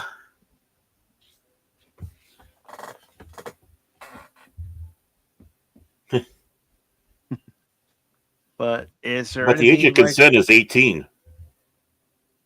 Well, it depends on where you go, isn't it? Well, Japan is 16, but the U.S. is 18. That's what I mean. Depending on the country, it's a different age. Here, yes. Well, I'm talking about the U.S. Well, I'm talking about the U.S. I don't care about the rest of the world. I'm American. What the fuck do I care about the rest of the world? I'm American, damn it. The center and be all of the world. America, fuck yeah. No. Hey, I know we're going to go, but I just want to bring this one point up. And I've just brought up the truth. Different countries, different rules. Oh, exactly. We've said that many times. Like, you might not like it, but, some places like Cousins Mary, Arkansas. What? Huh? Where did that come from? But I love the hypocrisy when it comes to the age thing, right? You have someone that's a guy and he's dating a girl 10, 15, 20 years younger than him. But she's 25. But she loves him. She loves him, right? Man. But that's a horrible thing. That 45-year-old man is a pervert, a jerk, toxic man, all this stuff, right? But then you have Cher. And it's like, have you seen what the age difference between Cher and her boy toy? But that's okay. That's okay, right? It's okay to have the cougar on the prowl. Look at Macron and his husband, wife. Occasional slap fights and stuff like that. But for crying out loud, she grabbed him when she was his teacher, and he was in school with her kid, right? But that's okay. I know it's France; they're weird, but still, that's celebrated. It's like, no, what's good for the goose is good for the gander. As long as the only thing I sit back and say, if it really is a true relationship, you really do like each other. Those people just shut the front door. I mean, I can understand if you have the gold diggers, and yes, they go both ways. Yeah. Again, like I said earlier in the show, Tom Arnold and Rosie O'Donnell, not Rosie O'Donnell, maybe he should have been with Rosie O'Donnell, but Roseanne Barr, all that was trying to get, money and try to step up the ladder. And it didn't go because, the important thing also is having talent. Mm-hmm. So, yeah, it's like, quit being the absolute hypocrite with that.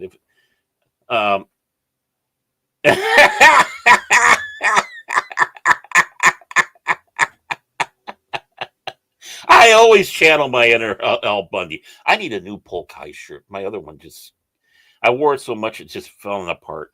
I need another one of those. So anybody wants to, they check can send Amazon. me. I know that's where I got the last time. I just need to get another one. But if anybody wants to gift me one, go with a triple XL. Send it to Bear Norman Tag. More the merrier, right? Okay, I got that out of the way. I self promoted.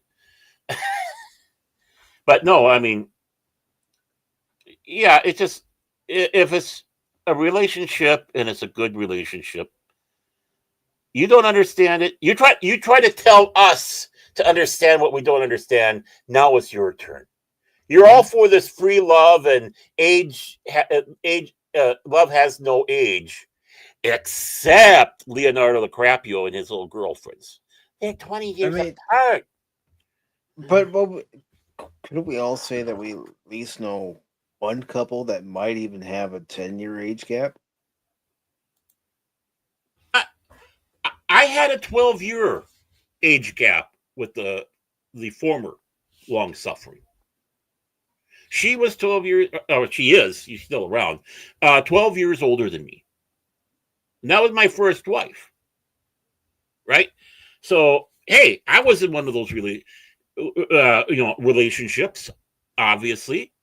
And I had dated older women when I could, because I just liked older women. And that was my thing. I still love the MILF and the Cougar wouldn't care about me. I'm too old, but and that's the thing. So was that terrible? I've known people who got married and they're 10 years apart in a wonderful, wonderful relationship they have. So it's like, just, it was never a thing until now. I mean, I knew a couple. Being upset, that is. Being upset about it, that is. I knew a couple who I worked with who were 14 years apart. Ooh, beat me. The next long suffering, I'm going to have to make sure I up those stakes. But she'd probably be on a life support machine, considering my age. Yeah, Baron, you're here. Can you put my teeth in? Huh? What? Who are you again?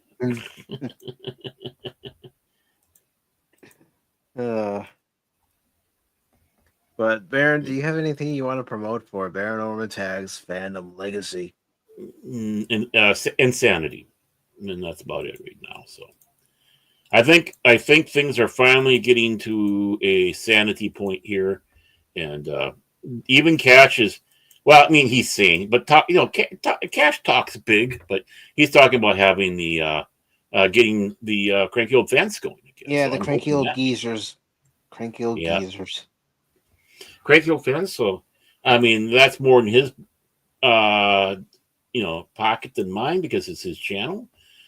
So I hope that happens, which would be on Tuesdays. And I don't think we're having a Beyond tomorrow. That's what Cash is telling me. So that's all I can sit back and say.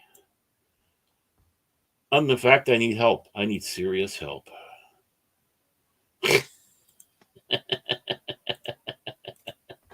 Well, before I start promoting what's coming up on the channel for the rest of the week, I do want to take the time to thank Lady Mist for being the first one to stop by and also to give us the facts on the magnitude earthquakes, which have been scaled, and the one in Russia not being the largest earthquake that has been recorded on record.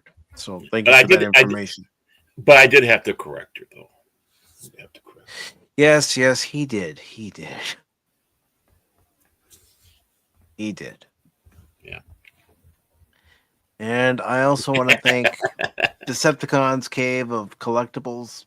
Thank you for stopping by tonight. Really appreciate it. Over on Rumble, we had Low Spec Linux Gaming. Thank you for stopping by, brother. 2 penguins inner. One penguin leaves. Penguin Dome! We also had Shane stop by. Thank you, Shane. Really appreciate it. And yes, rest in peace. Hulkamania will live on in the heart of America, brother. We'll clone him and he'll be bigger and better. Tommy and the Guinea Pig Collective, great to have you here tonight, brother. Tim, thank you for stopping by tonight, brother. Really appreciate it. Blazerhawk Darren, thank you for stopping by tonight. Again, really appreciate it.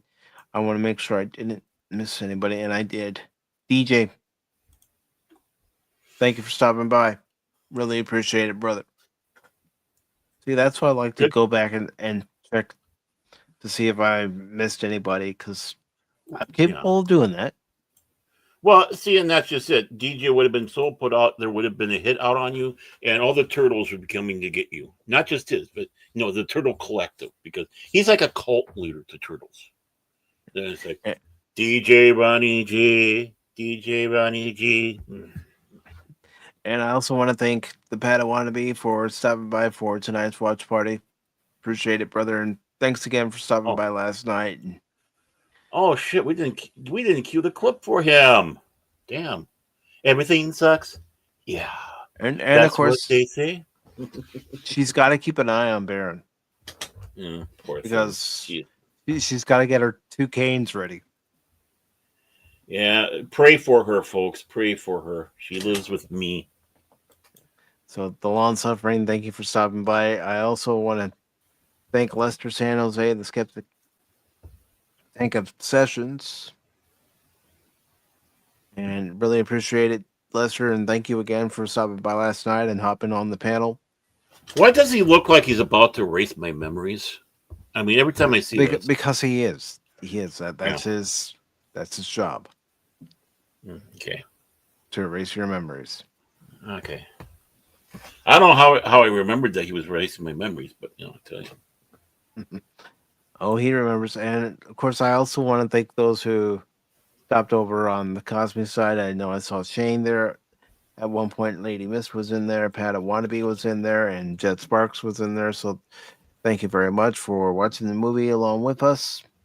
And just to let everybody know what's coming up on the channel for Thursday at 6 p.m. Eastern, I will be playing WrestleQuest. I've got to get off that island and I've got to get to another destination where the Sarge is now my tag team's manager. So we'll see how that goes. Woo! And then at 8 p.m. Eastern on Saturday on YouTube, Rumble, and X will be episode number 8 of The Adventure Continues, a Star Trek discussion, where I will be joined by Master Paul of Fandomology, and we will discuss and, of course, watch, and you're all invited to watch along with us, the Corbinite Maneuver. So that is the episode he has selected. We are going to watch it, and I do want to let everybody know I am waiting on my guest for episode 9 of The Adventure Continues, a Star Trek discussion, but in case I don't hear back from the person I've asked, I do have an episode lined up just in case, and that episode is Move Along Home from Deep Space Nine. I'm gonna keep my cool, Baron.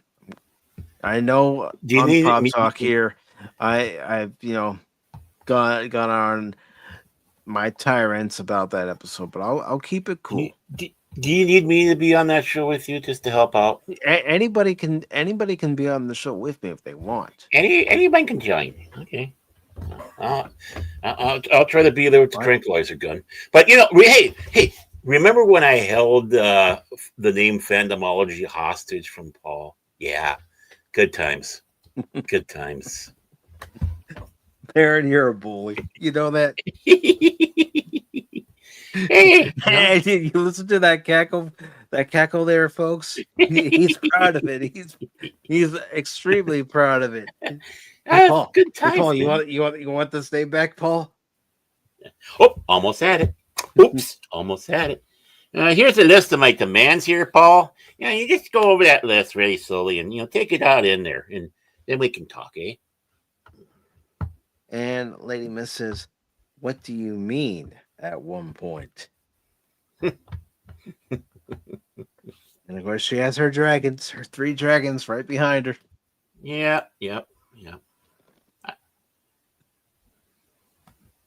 And of course, she can always send us to the void whenever she wants.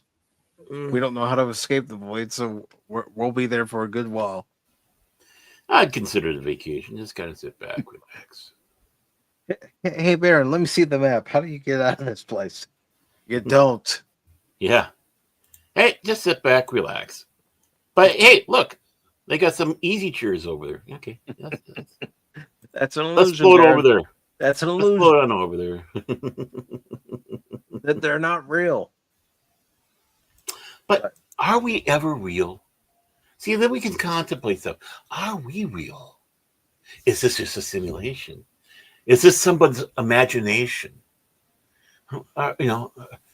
Our computer program. Okay, Barkley, what are you going to do next? Say computer and program? Computer in program. That was a perfect time to hit the button. I am hitting the button. The StreamYards isn't exactly fast on it, Jeez. Computer. Have a good program. night, everybody.